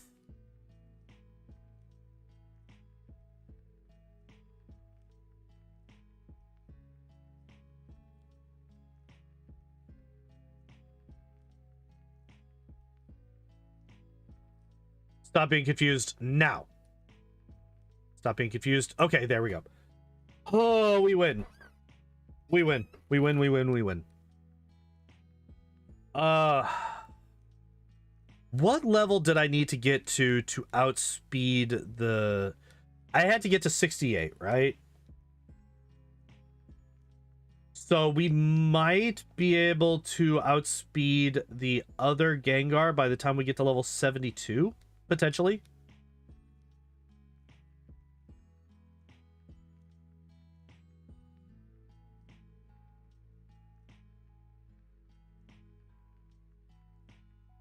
Agatha switches. So Agatha has a random 6% chance to switch on any given turn. We just rolled that 6% multiple times in that last fight. Twice in a row, even. But yeah, it's just a random chance that she has. And I'm pretty sure she's the only Elite Four member that has that chance. Nobody else can switch. All right, miss. Or crit. That's fine too. A crit is fine too, except it's not. It's fucking bullshit. Literally the exact opposite.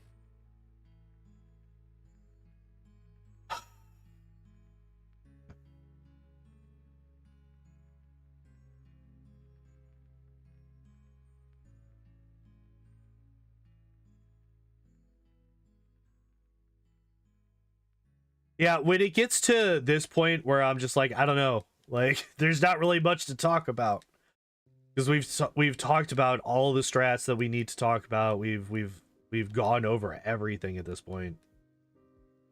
There's not really much else to say.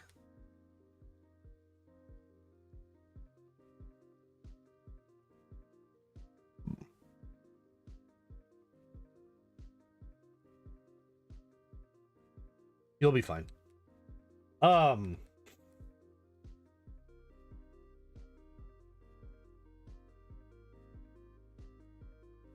My brain's a bit foggy today for some reason.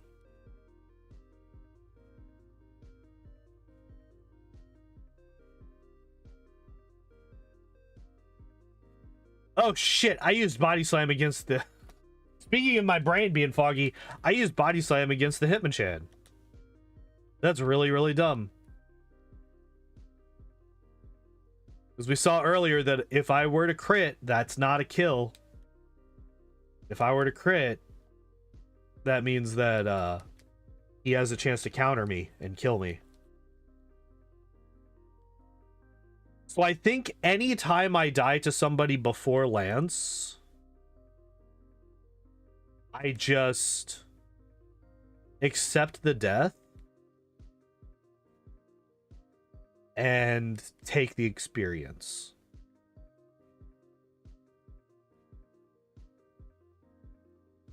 It's not gonna happen this time. We're guaranteed to kill everything in one shot. And we have speed at this point.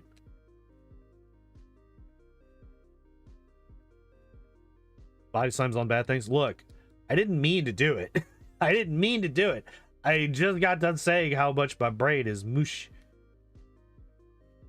And I don't even know why. Like, I slept good last night.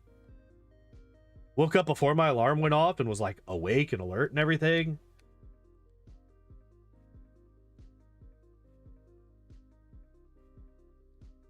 Miss! Damn you. 51 health, though.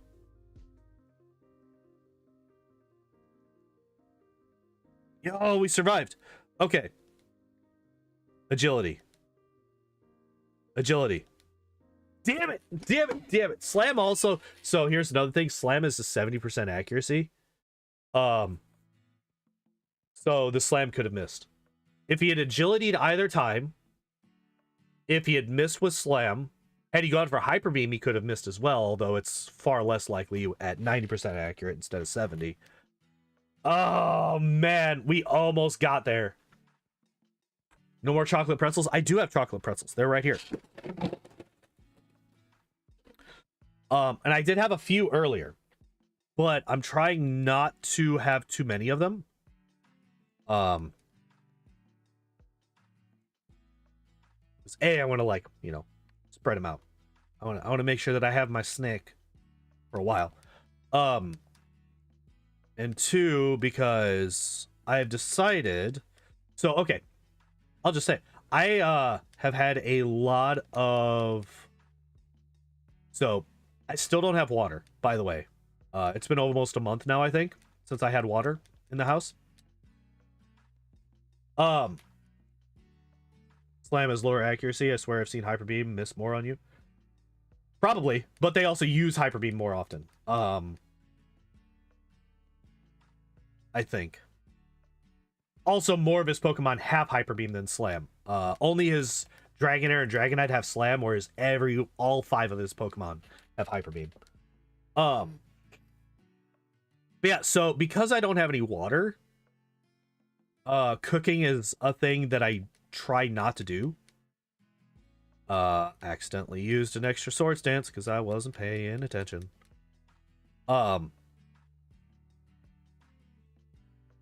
Yeah, because I can't do dishes, right? You can't do dishes if you don't have water. So a bad habit that I've gotten into is going out to McDonald's every day before I go to work. I've been spending $5 a day on McDonald's for like a month now. Which adds up to a lot of fucking money. So I'm trying to, you know, eat at home again. Which, like I said, I can't cook, but what I can do is I could just fucking have myself a bowl of cereal. So I got me some cereal for the first time in years, probably. Last night, or I guess technically this morning. Wake up! Oh, thank God. No, you son of a... No, stop! I think I'm dead. I think I am dead.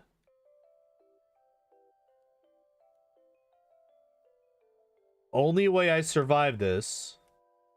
No way. How did I live?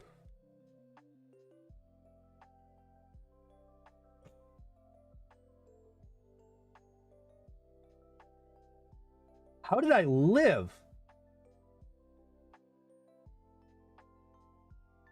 Eat it all the time. I don't know, like I've always been more of a fan of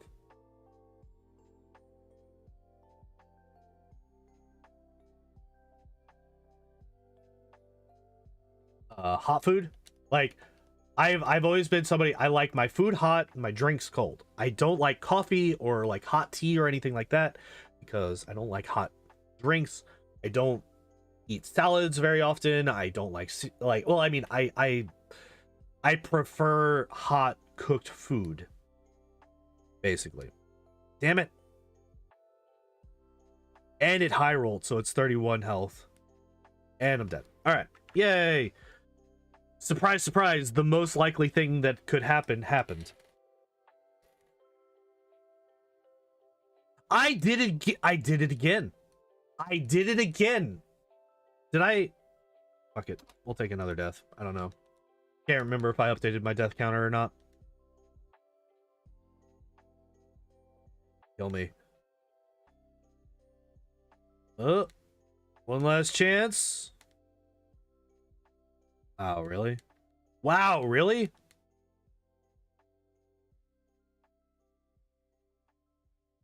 All right, there we go. We did it.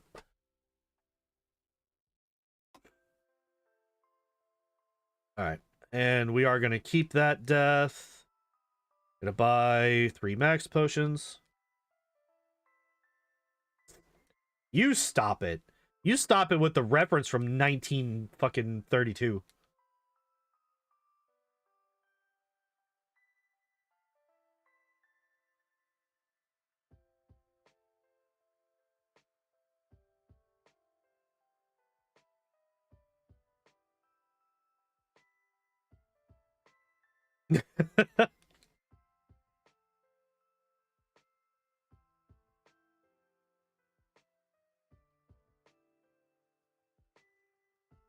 Yeah.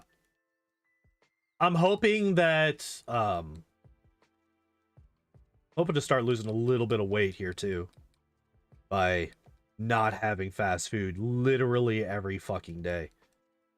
Cuz surprise, shocking, surprise to everybody in the world. Fast food's not good for you. It's not good for you. It's not something that you should eat, and it's definitely not something that you should eat every day. I know this is like mind-blowing revelations to everybody that could possibly hear it. And I'm hoping that by cutting that out, I will lose a little bit of weight. Let's pop here. Let's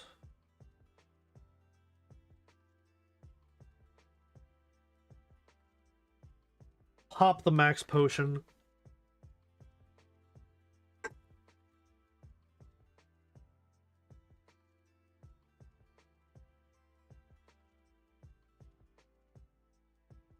I almost body slammed a Gengar again.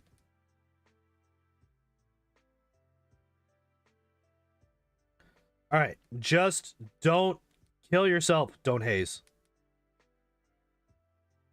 Okay, we win. We win, we win. We got through. Because even if we crit, we one-shot everything. We lost our speed. But we outspeed naturally. Okay, wait.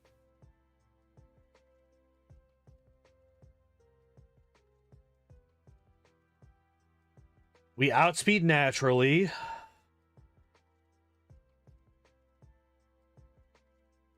Does that mean that we stop using Sword Stance for that fight? Because if we can stop using Sword Stance for that fight, that makes that fight...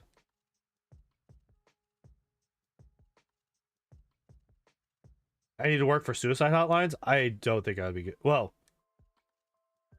Damn it. No, the crit!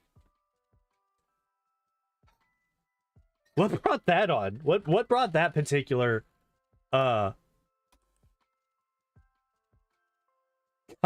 on?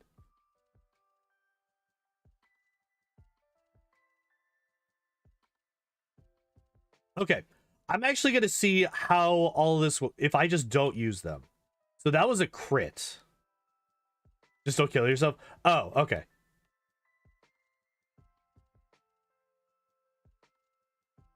Okay. So this is what happens if I don't Sword Stance. These are why Sword Stance good. All right. Despite it being science, I will count it.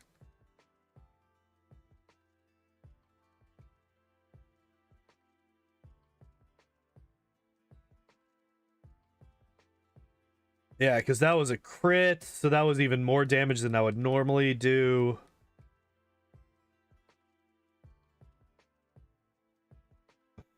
Yeah, see, crit. Doesn't kill.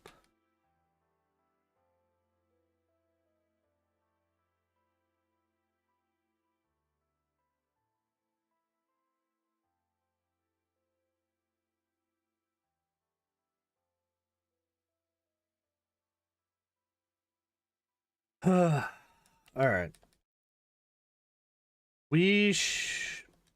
Yeah, so this time around, what I'm going to do is I'm going to try to not use Swords Dance against Agatha at all. And what I expect to happen by doing that is I expect to one-shot everything but the Golbat. I think the Golbat will survive a single body slam. Everything else dies to dig.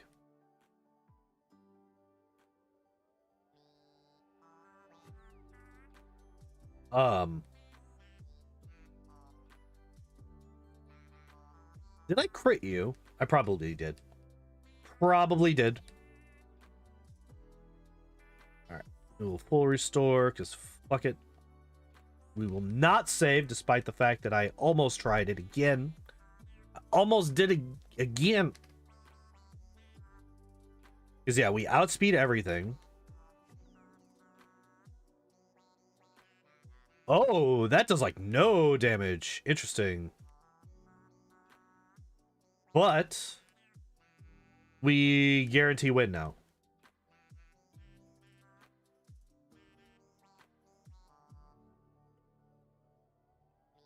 Interesting. So I do want to I do want at least one Swords Dance going into the Golbat. Depending on damage rolls, we might have been able to one-shot if we Swords Danced and we got a high damage roll. Elixir, because we took no damage. Rare candy. No full restore.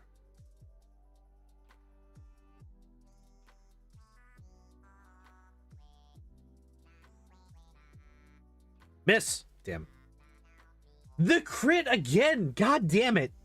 Both times we've gotten to him at this level, he's crit us and killed us immediately. Ah. Frustrating. So frustrating. Come on. This can happen.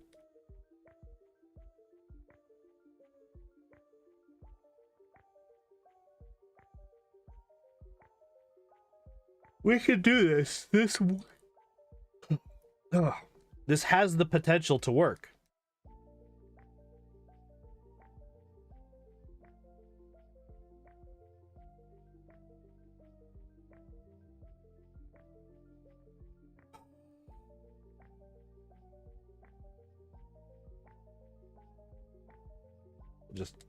We'll just go. We don't need to heal yet.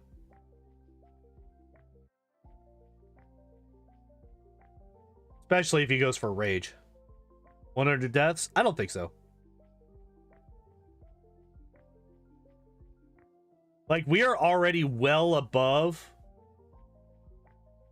how many deaths I had the last time. Last time he actually only had 44. I think I'm just being more stubborn than I was last time, which is causing a lot more deaths.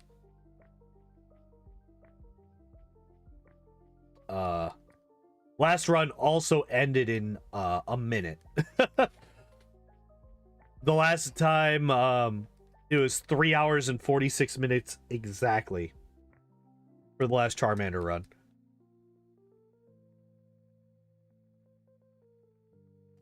I didn't heal. I forgot.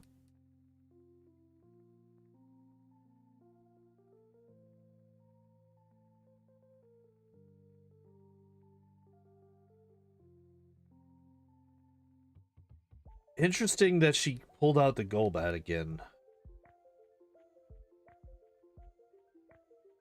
Oh. Oh, well. Despite the fact that it came in with less than half health, I still won somehow. Alright, please, for the love of God, could you just not crit me for once, please? Please? I would appreciate it.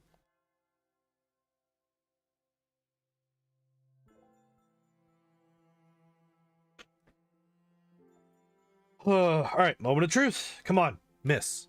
Miss. Miss. Do it. Coward. That's a low damage roll on him.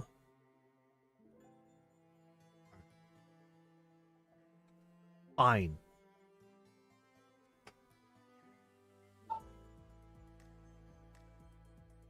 It's death number 88, by the way. We have now doubled the number of deaths that we had last time I ran Charmander. Last time, like I said, we died 44 times. Today, we have reached 88.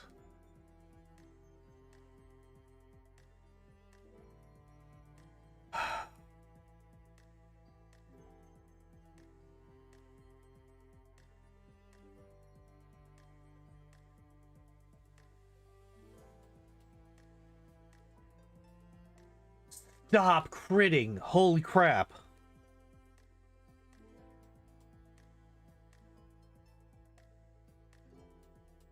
Yeah, so we got hit by a growl and I didn't feel like sword stancing yet again to get rid of it, so we were just a little bit low on the attack. That's why the Slowbro survived.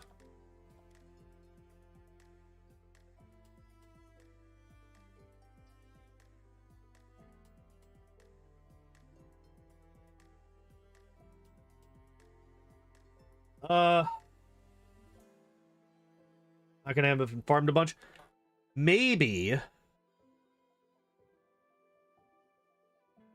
for surezies, for realsies, for surezies, yeah. I was not expecting Charmander to be this difficult.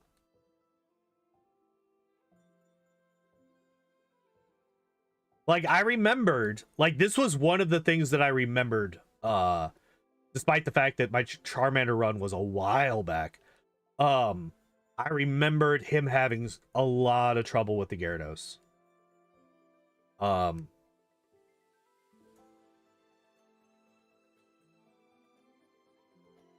I think the thing about level 82... Where did I rank the 3 starters? Bulbasaur was easily the best. Funnily enough, Bulbasaur was the best. It's like, I think a lot of people kind of sleep on Bulbasaur. They kind of consider Bulbasaur to be like the worst out of the 3. But in terms of solo run, I think Bulbasaur was probably the best. He was the only one that we were able to finish in one stream. He only died 21 times. And he's got a lot of he had a lot of versatility, right? He had access to both sword stance and growth. Had healing potential with Mega Drain. Yeah, he had a lot of potential. Oh hell. Is that death? That is death. Body slam 2. Yep. All right, we're taking that.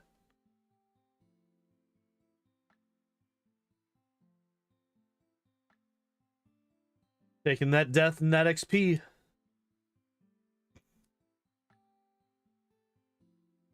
Harmonica gave him superpowers.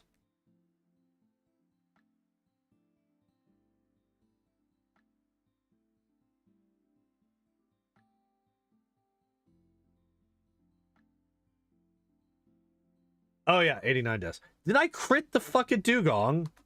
Absolutely disgusting.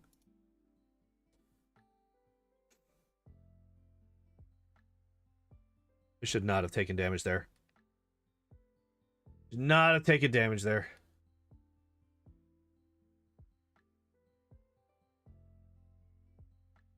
But yeah, I definitely think that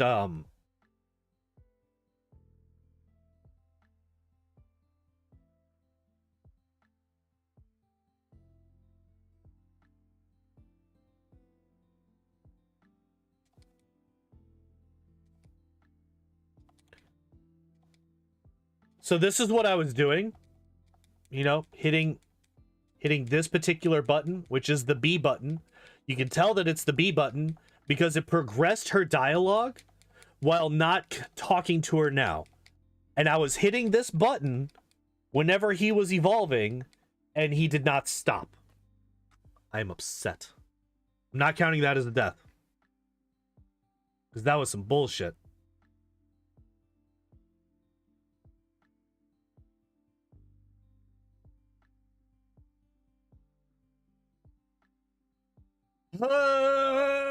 Everything's fine.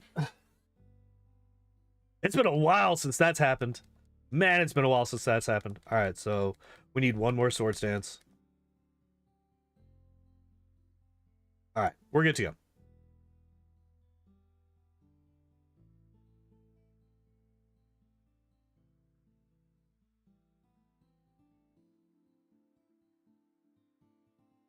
Really wants to grow wings? Yeah. I mean, like, look.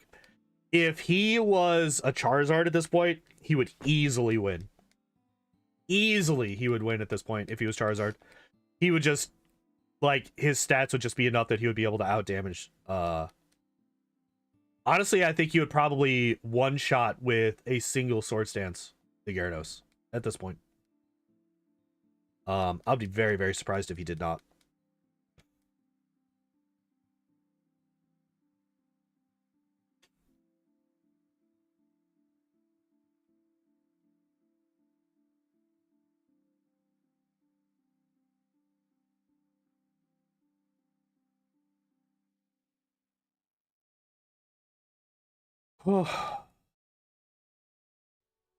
Please, please, please, please, please, please.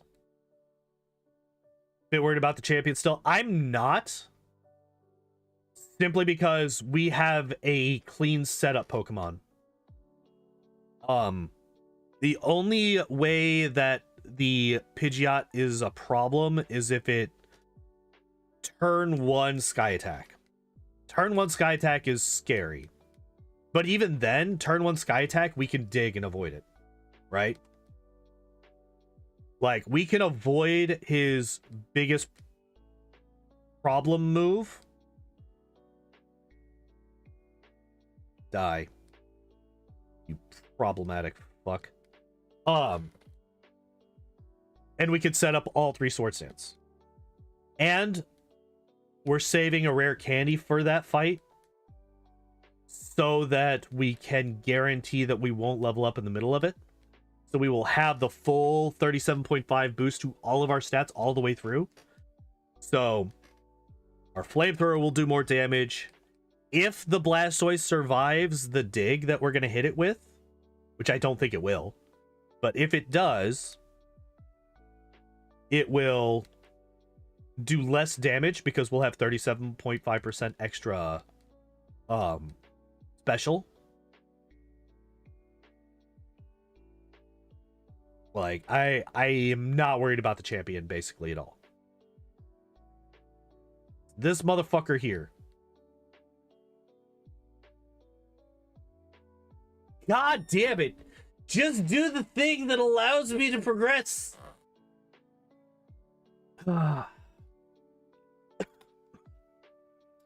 Every one of those hydro pumps is a 15% chance to miss. Every one of them. And he hasn't missed one in so long. His dialogue, which one? Lance or the champion? Right, so we got 1 attack drop. We got 2 attack drops. All right.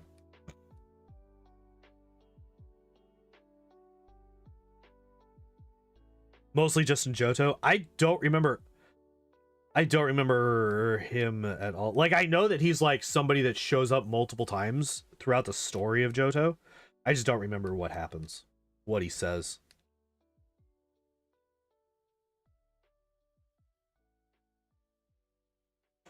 Yeah, I know that he's the champion. He's not like the Elite Four top person. He's the actual champion in Johto, which is weird.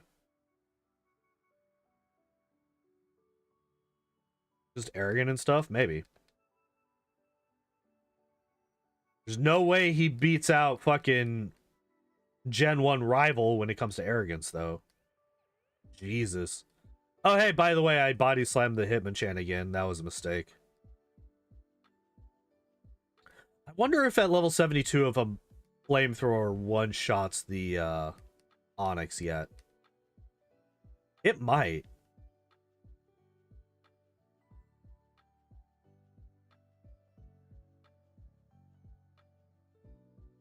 Yep. Yep, I agree.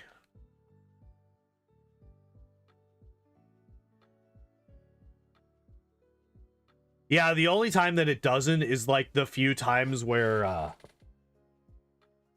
you can, well, there's the fight in the lab where you can lose canonically and the game will just progress. It doesn't force you to win that fight.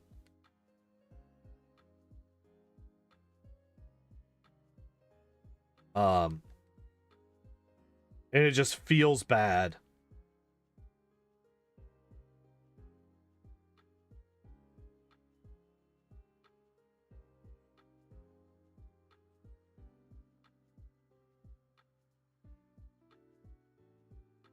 So blue is the replacement for Giovanni in the Gen 2 gyms. So he becomes gym leader 8 in Kanto in Gen 2.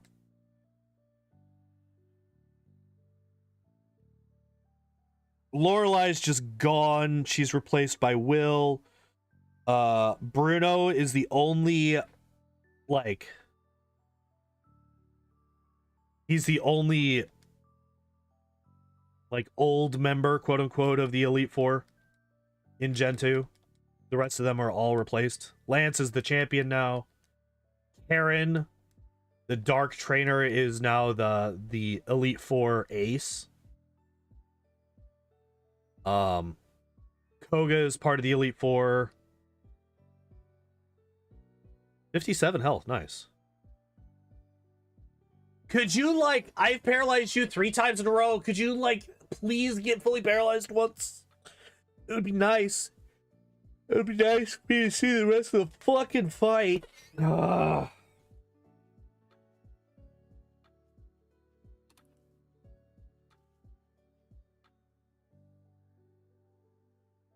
This is, like, kind of frustrating. A little bit. Just a little bit frustrating.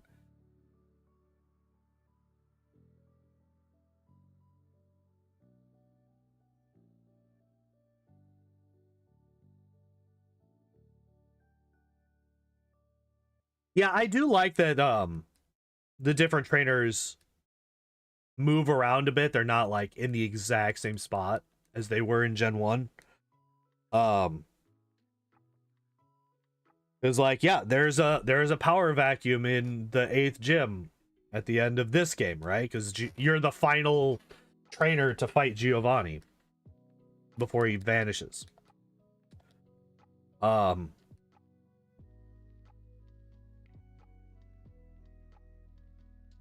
So they need somebody to come and finish it. And then Koga becomes an Elite Four member, so his niece, nepotism, becomes the gym leader. Oh yeah, I meant to check to see if Flamethrower would win that. So we'll do that. What's the time between the 2 gyms? Isn't it? I want to say like 3 years or something like that. Oh, it was a crit. God damn it. That's not helpful. Yeah, I think it's 3 years, but I'm not 100%. I could just be completely pulling that out of my ass.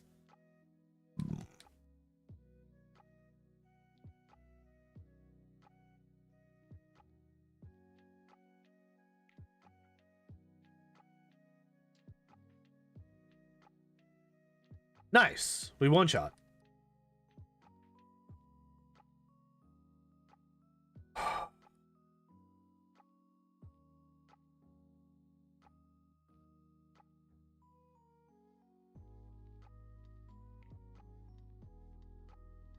All right, what I'm going to do here is I'm not going to use the rare candy.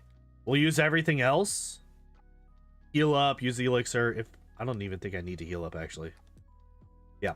So we'll use the elixir. We're not going to use the rare candy because I expect to die. And if I die this time, we're just going to use it.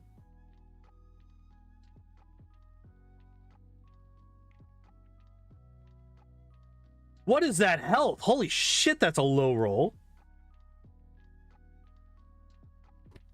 Of course. Of course, the one time I don't use the fucking rare candy.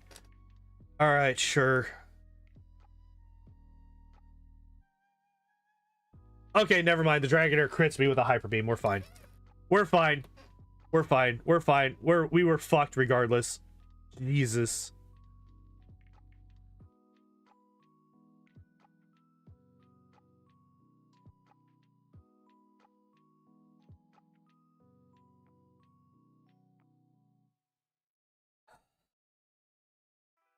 Here's a question, though.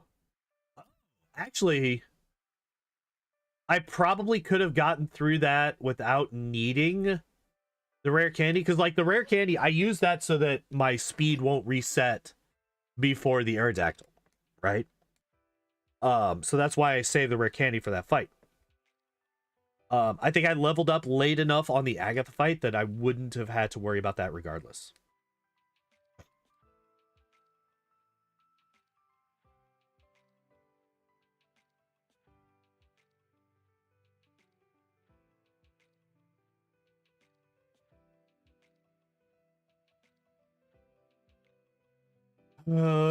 Please just get me through these fights. Oh, of course you get... Okay, that's fine. That's fine. That's fine. That's fine. Fully paralyzed. Doesn't matter. Imagine she's like, you know what? I know that my AI tells me to only ever use Hydro Pump on the Lapras. However, I'm going to ignore my AI, and I'm going to try and freeze your ass. She uses Blizzard instead.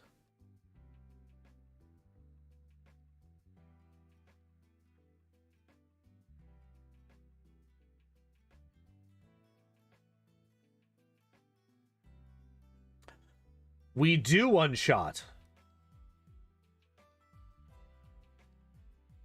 That'll save a 2 turns every time I come through here. We one shot with Flamethrower now. The Onyxes, I mean. That's really, really nice.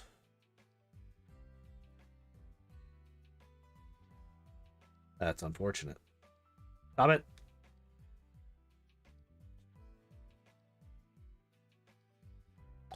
So we're higher level now. I'm actually curious whether or not... Oh, we one shot. Okay, cool. Oh yeah, I think I remember that being the thing last time. So the thing is, the scary thing is if we crit, right? Because if we crit, then we don't get the full benefit of Sword Stance, or we don't get the benefit at all of Sword Stance. So I just leveled up again. On the Gengar, I just leveled up.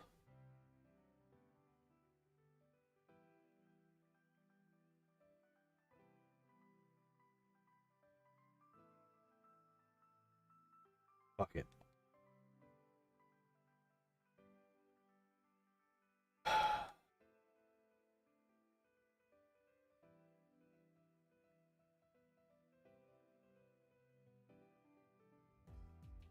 Yeah, that's 60 health. We get to the two times in a row. We get to the Dragonair.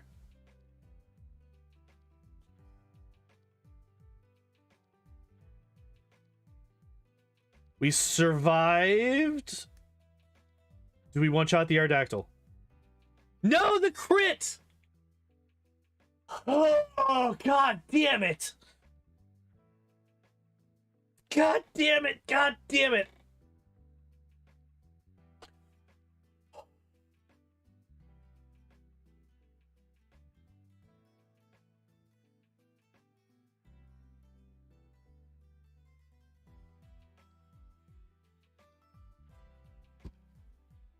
Fuck!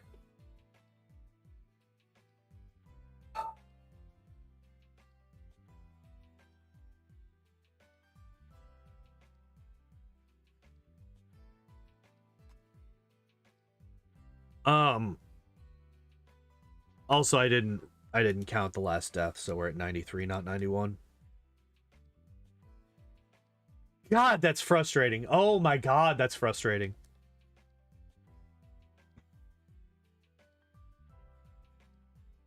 But we did get info. Regardless of the bullshit that just happened, we got info. And that info is we survive a hyper beam after a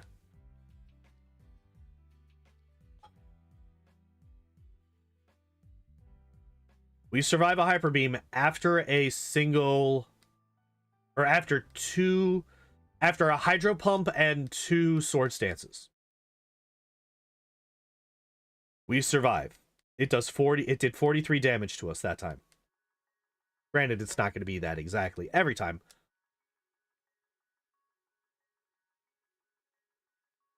Be funny in the enemy. Yeah, that's like just one of the really unfortunate and counterintuitive, honestly, things in Gen 1. It's like, no, why would you crit? Like, but crits are good, right? It's like, no. They're not. They're really bad.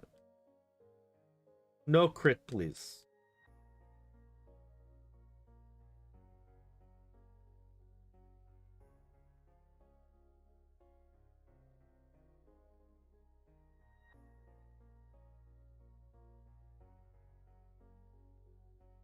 I didn't mean to flamethrower you. Okay, so flamethrower doesn't actually kill the Machamp. That's interesting.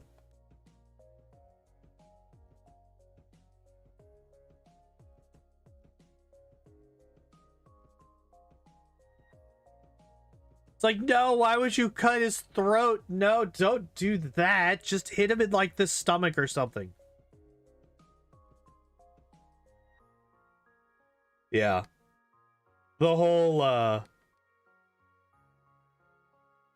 not wanting crits in Gen 1. Like, there's a strat that I didn't think about when I did my original Scyther run that I might take into consideration in my next one.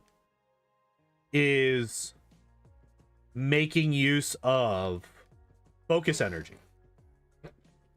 This focus energy, you would think is like, it's supposed to be great, right? Oh man, I get a boost to my crit rate. Well, unfortunately in Gen 1, what it actually does is it cuts your crit rate by down to 1/8 of what it normally is. Now, nice thing about that is damn it.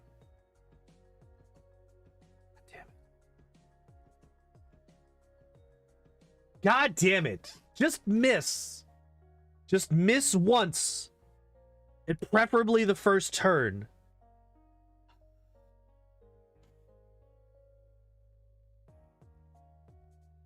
I just want him to miss turn 1. I just want him to miss the first hydro pump.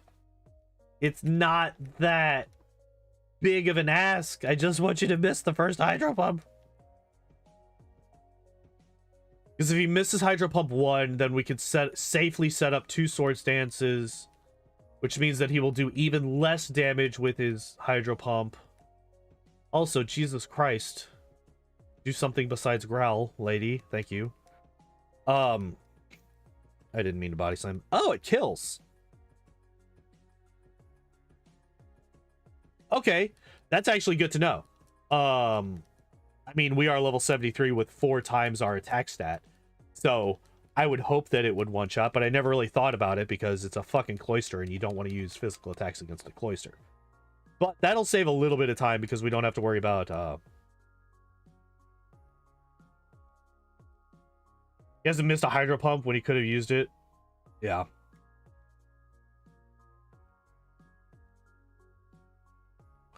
That sounds about right. That sounds about right for this particular run. That's right. We want to flamethrower you. I could just flamethrower all of them except for the Machamp.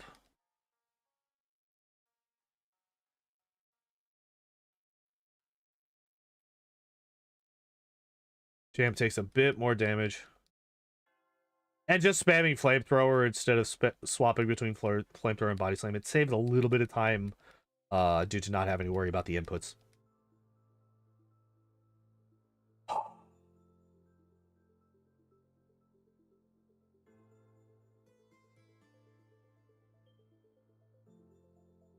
Please stop. Okay, we win. We win! Oh, terrifying, but I mean, we could still lose to a Gen 1 miss, right? Like, we Gen 1 miss on the final Gengar and it hits us with Nightshade. That's still a thing that could happen.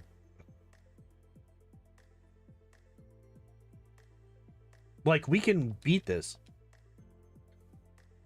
Why do you body slam Aerodactyl but flamethrower Onix? Because Onix's Aerodactyl stats are a bit more evenly distributed than Onix's. His special is a bit higher. Onix's special is absolute trash. But also, if we look at my stats, my attack is quite a bit higher than my special, right? It's was that 14 higher? And that's before I quadruple that with and like, I probably could body slam the Onix, but that also makes it so that the cursor is on flamethrower instead of body slam for the Hitmonchan, so I'm not risking the crit into counter into death. Miss. All right, we body slam you. 2 misses. I mean, I'm not complaining, but I'm also... Why the 2 misses, though? All right, body slam kills. We even outspeed after an agility. Interesting. Body slam kills. As long as we don't crit, body slam should kill. Body slam doesn't, but we survive the bite. And body slam should kill the Dragonite because it doesn't resist. We did it! We got past him! Oh my god. All we needed was what I said, is we needed to have the first Hydro Pump miss. Holy hell. Alright, we did it. Imagine if I accidentally let him evolve there. Imagine. Imagine I accidentally let him evolve there. Alright, let's do this. Like I said, champion should not be that big of a deal. We should be able to beat the champion relatively easily.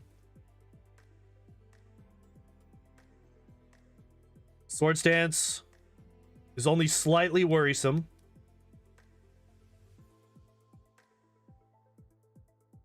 We're just going to kill it. Yeah, we finally did. We finally beat Lance. I'm not taking a chance. We're going to dig. And we outsped the Alakazam. That was the other thing that I was worried about. We will dig the Rhydon, because that kills it. Yep. Dig the Arcanine, because that kills it. Yep. We will Flamethrower the Executor, because that should kill it. Yep. Then we're going to dig the Blastoise, and that should kill it. The Withdrawal might... Yeah. That Withdrawal actually kind of really sucks. Doesn't matter. We fucking win. I was really scared that he was going to hit me with a Hydro Pump. Crit Hydro Pump still killed us there. See, like I said, as long as we got past Lance, the champion should not be an issue. Oh. Level 77. All right. We did it. The 3 starters are finished. Now, we did end up, I will say that Charmander did end up getting a little bit of Flareon bad luck. So we were 77, which is 5. We did it 5 levels lower than we did last time. Time to speedrun Spearow. I don't even remember where Spearow was. I'm gonna be honest. I do not remember at all where Spearow was. Let me get this dealt with real quick. 4 hours and 15 minutes, so we were about a half hour slower in real time.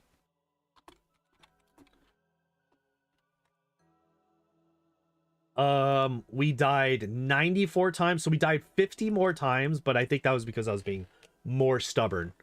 But in-game time, we are 3 hours faster. In-game time, Charmander was at 10 hours and 24 minutes. This time it's 7 hours and 18. which actually beats both Bulbasaur and Squirtle by 2 hours or more.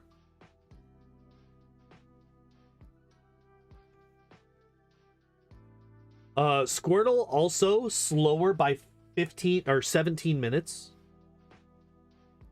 Bulbasaur quite a bit faster, about an hour and a half faster in real time. But in-game time, Bulbasaur was much slower, which is actually kind of interesting. I wonder what happened there.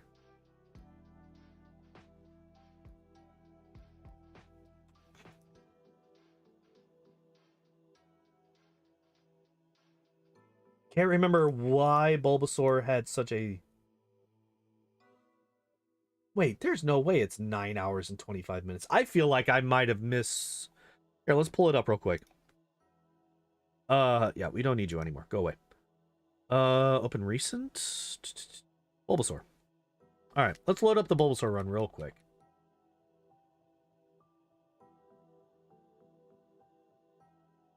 Oh, shit.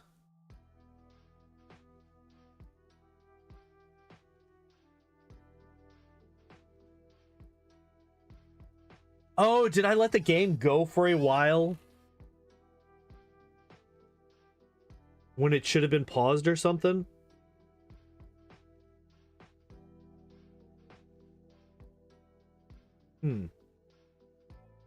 Yeah, I didn't let it go through the credits, so it didn't actually save. Oh. Man. Alright. So that's the end of the Charmander run. Let's pull up Spearow. Let's pull up Spearow. Let's see what are we looking at here for our little feathered friend. I feel like we're at either if we're at Giovanni. Oh, we're at champion or rival 6. Okay. Here, let's reset so that the timer is correct. We'll add a little. I don't know. I don't think because we're not going to beat it. We're not going to beat it in 25 minutes. That's not going to happen.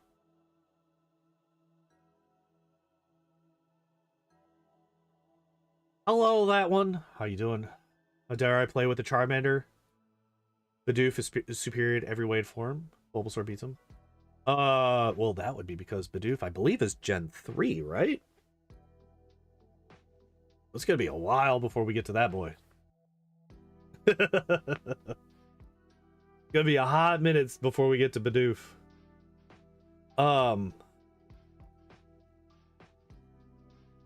You know what we could do? Since we got about 25 minutes, and I don't feel comfortable starting the Spearow run with only 25 minutes left.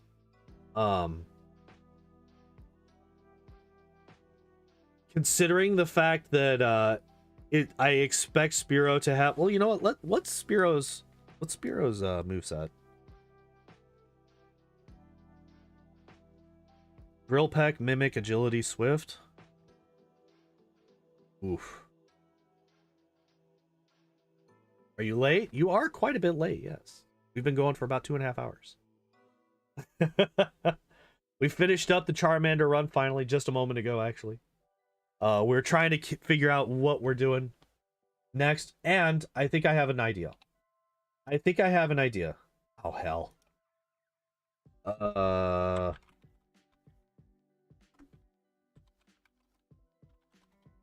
Is this it? Oh, crap. Give me 1 second. I gotta figure out what my password is on something. Go away. Want you. Fucking introductions. Or notifications. Oh, okay. I got it.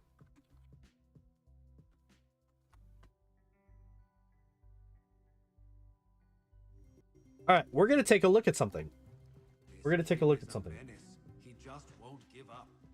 What? No, go away. Not you. I don't even know what you are.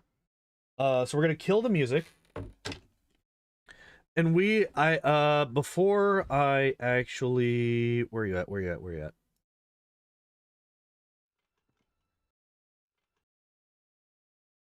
Alright.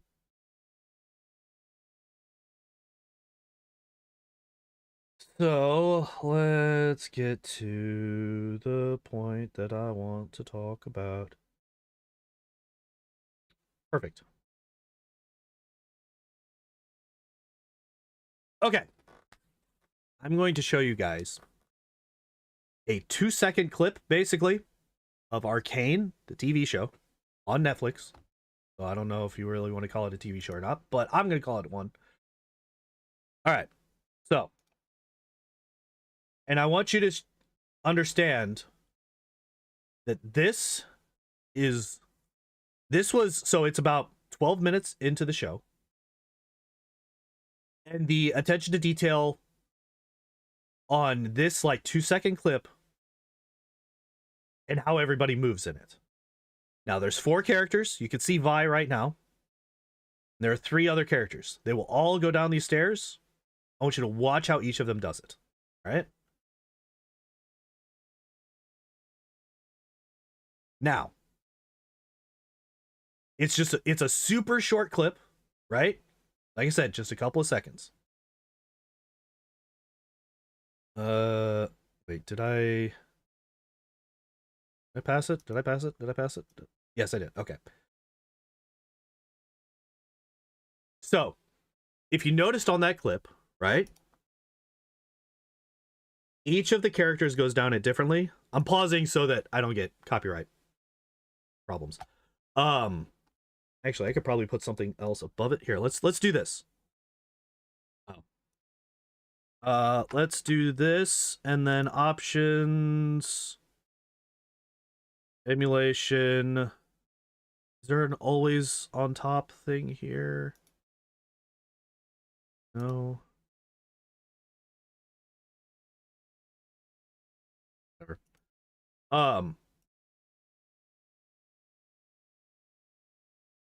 Man, I was way off when I re-scrolled. Okay, here we go. Because I remember it's right after this here. Okay. So first off, we got Vi, right? Vi's running up. Fucking just jumps down the whole thing. All right. And then we have Milo slides down the banister. Powder fucking running down it, but she's like super cautious about it. You know, she's like leaning back. She's got her hands up, you know, trying to keep her balance. And then we have Clagger, who you don't really get to see him too much, but he just fucking just like bulldozes down, right? Like he just fucking runs down. It's such a quick, like I said, like 2 seconds, right? Like one. All right, so here, let's pause so I don't get.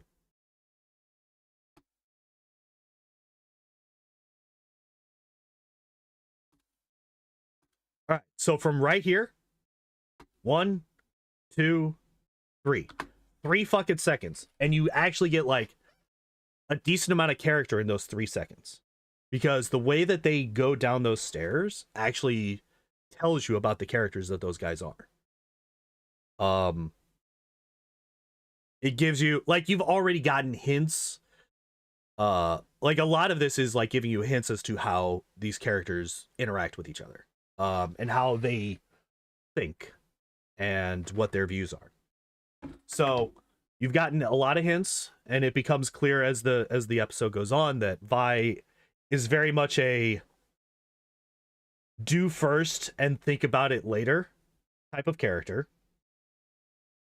And it's shown with her just fucking jumping down the steps without really even looking. Right? She doesn't hesitate. She doesn't stop to make sure that, you know, it's even a clear shot. Exactly, Taco.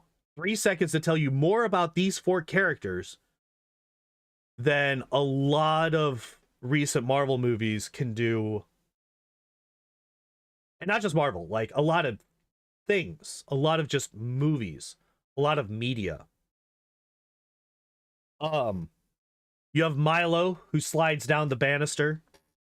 Milo is shown to be kind of a lazy character. He doesn't, like, he tends to want to relax. You know, he's gonna put in a little bit less effort than everybody else, so he just slides down the banister. Powder is very hesitant. She's very unsure of herself. To like a detrimental extent as you progress through the story. At this point. So she's very cautious as she goes down. And Clagger is just a fucking tank of a person. So he just barrels down the fucking stairs. I would also consider Clagger to be like the most normal of the four. So he just kind of takes the stairs like a normal person would. Also, welcome back, that one. Didn't really care for Arcane. Everyone I know talks about how great it was. I'm like, it was okay. Not sure why it didn't hook you. I mean, that's fine. Like, I absolutely fucking love this show.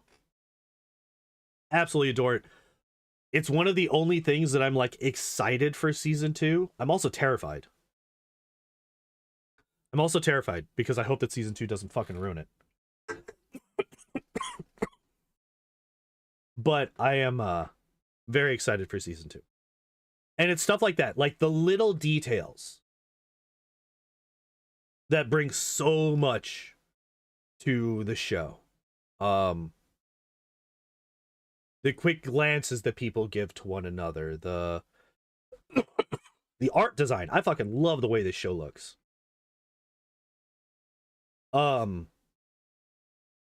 The action scenes, the choreography that they have with the fight scenes. Cause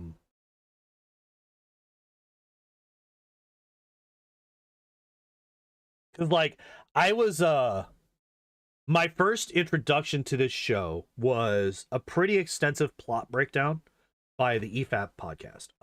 They were the guys that started talking about it, and they have like a 2 or 3 part arc where they talk about this show, and it's like it comes out to about 20 hours where they talk about this. So that was my first I guess exposure to the show. And then I would go on YouTube and I looked up the different fight scenes. The fight scenes are fucking great. The one with Vi and Jace fighting, the fight with Echo and Jinx, couldn't think of her name for a second. Weird.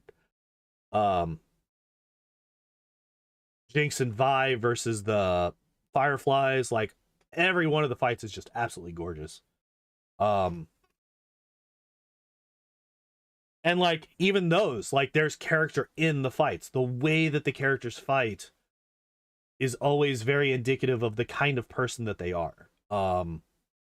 Again, like it even is mentioned. I can't remember who the hell says it. But Vi's arguing with somebody at some point about, I can't even remember what the hell they were arguing about. I need to rewatch this. It's just like that little stairway bit I've been wanting to talk about for a while because I fucking absolutely love it. Could watch it again.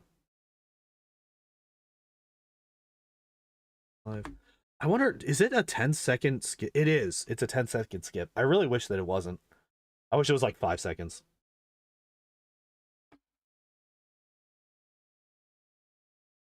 I just jumps down.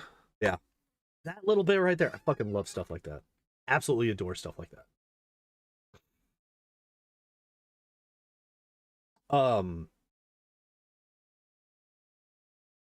And it's just throughout. Like every scene it has stuff like that.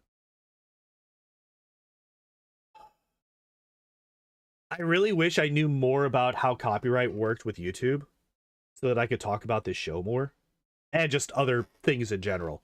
Like, but YouTube copyright rules are so fucking I don't even know. Like, I legitimately don't even know how they work. So I can't fucking do anything with them. Because everywhere I look says something else. Like, some people are like, yeah, you could use 10 seconds at a time. Others like, no, you can't go over 4 seconds, otherwise you get hit. And apparently there's also like a maximum amount of time that you can have for copyrighted stuff to be in your video or on your stream before it just gets claimed or striked, regardless of the length of the clips or how much you're transforming the clips. They're just gonna get hit regardless of anything that you do. And stuff like that is just very gross. I kind of hate it. I would like hard rules that are easy to follow, but what are you gonna do? But yeah, I wanted to talk about that. I wanted to point that out because I've been wanting to mention that. I've been wanting to talk about that for a while because I feel like that one tiny little clip is a perfect example as to how you can add just a little bit of characterization at any point in your show or movie. Like I said, it's a 3-second clip of 4 characters going down the stairs.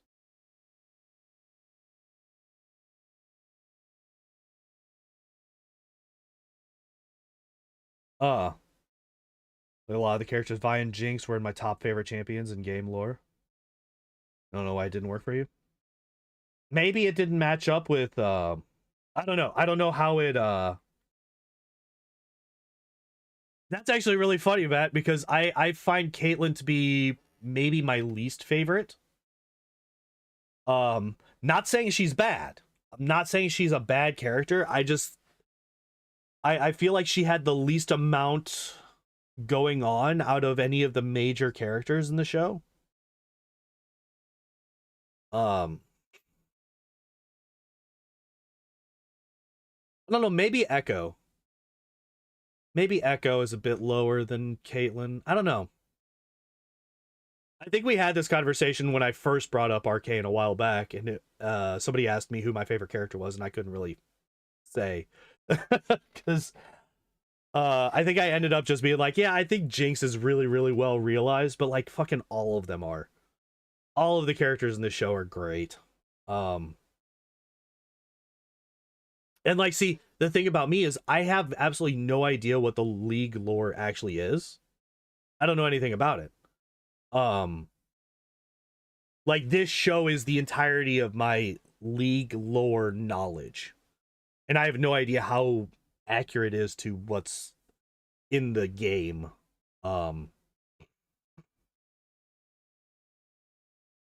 League was never really my thing. Played a good amount of Dota 2, actually. Played a lot more Dota 2 than I played League, but that's mainly because I had friends that played Dota 2. I didn't really know anybody that played League. And I didn't really have a horse in that particular race. I was like, fuck it, I guess I'll play Dota. But yeah, like I said, Caitlyn, I said was like my least favorite. I figured she had the least amount going on in the show, but even she has a lot.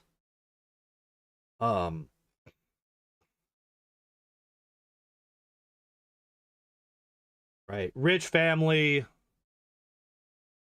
She wants to be a guard, wants to help people, protect people, all that stuff. She's told no by literally everybody. She put in safe assignments to keep her out of trouble. She keeps finding trouble anyway because of just who she is, the kind of person that she is. Ends up investigating things that she's told not to, ends up discovering, you know, the whole conspiracy, I guess you could say. I don't know, is it a conspiracy if it's just between two people, basically? Because it's basically just between Martin and Silco at that point. I don't know if that would be considered a conspiracy. But anyway, she ends up discovering what's going on. I guess it is a conspiracy, right? Because it's like the entirety of Silco's plan and how he's going to use it to like subvert Piltover and all that. I guess you could say it's a conspiracy.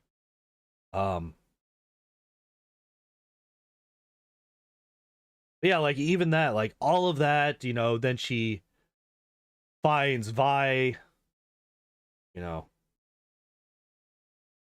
doesn't trust Vi, right? Like there's no trust between those two at first.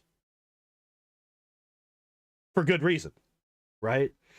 Vi has very good reason to not trust anyone from Piltover. And the circumstances with how Caitlyn finds Vi, where she meets her, why she meets her, also doesn't exactly create a whole lot of trust on her end, right? And yet they realize that they need the information, they need something from the other. Each of them needs something from the other person. And then the instant that Vi doesn't need Caitlyn anymore, she fucking bolts, right? Caitlyn ends up finding her and proving that she's a worthwhile person to have around. But at first, Vi doesn't give a shit. Caitlyn does what Vi needs her to do, and she's like, peace, I'm out. Fuck you. I hate you, and everybody like you.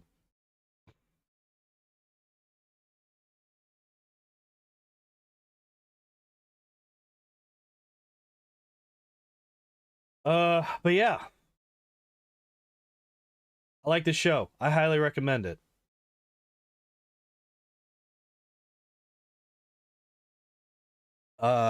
And also, I gotta go. It's not quite 9 o'clock, but I'm kind of running out of things to say at the moment, and I gotta go get ready for work. So we're gonna call it here. Tomorrow, we're gonna be doing some more Kingmaker auto builds reviews. I know I said that we were gonna do other party members tomorrow, but I think we're going to change it up. I think we're going to go through some of the main characters, some of the pre-generated main characters tomorrow. So we will do 2 of those tomorrow instead of 2 companions, and I think we'll just trade off. 1 week we'll do companions, 1 week we'll do the main characters. Can't wait to see me praise of Valerie. We'll have to wait on that one, Taco. I have to wait. We're going to be looking at another warrior tomorrow. Seeing how bad he is built. We'll get to Valerie and her nonsense later. But yeah, I'm going to go. Thank you everybody for hanging out and watching. I appreciate y'all as always. And as always, I hope y'all enjoyed the stream. I hope y'all have a good evening. And I hope to see you next time. Bye-bye.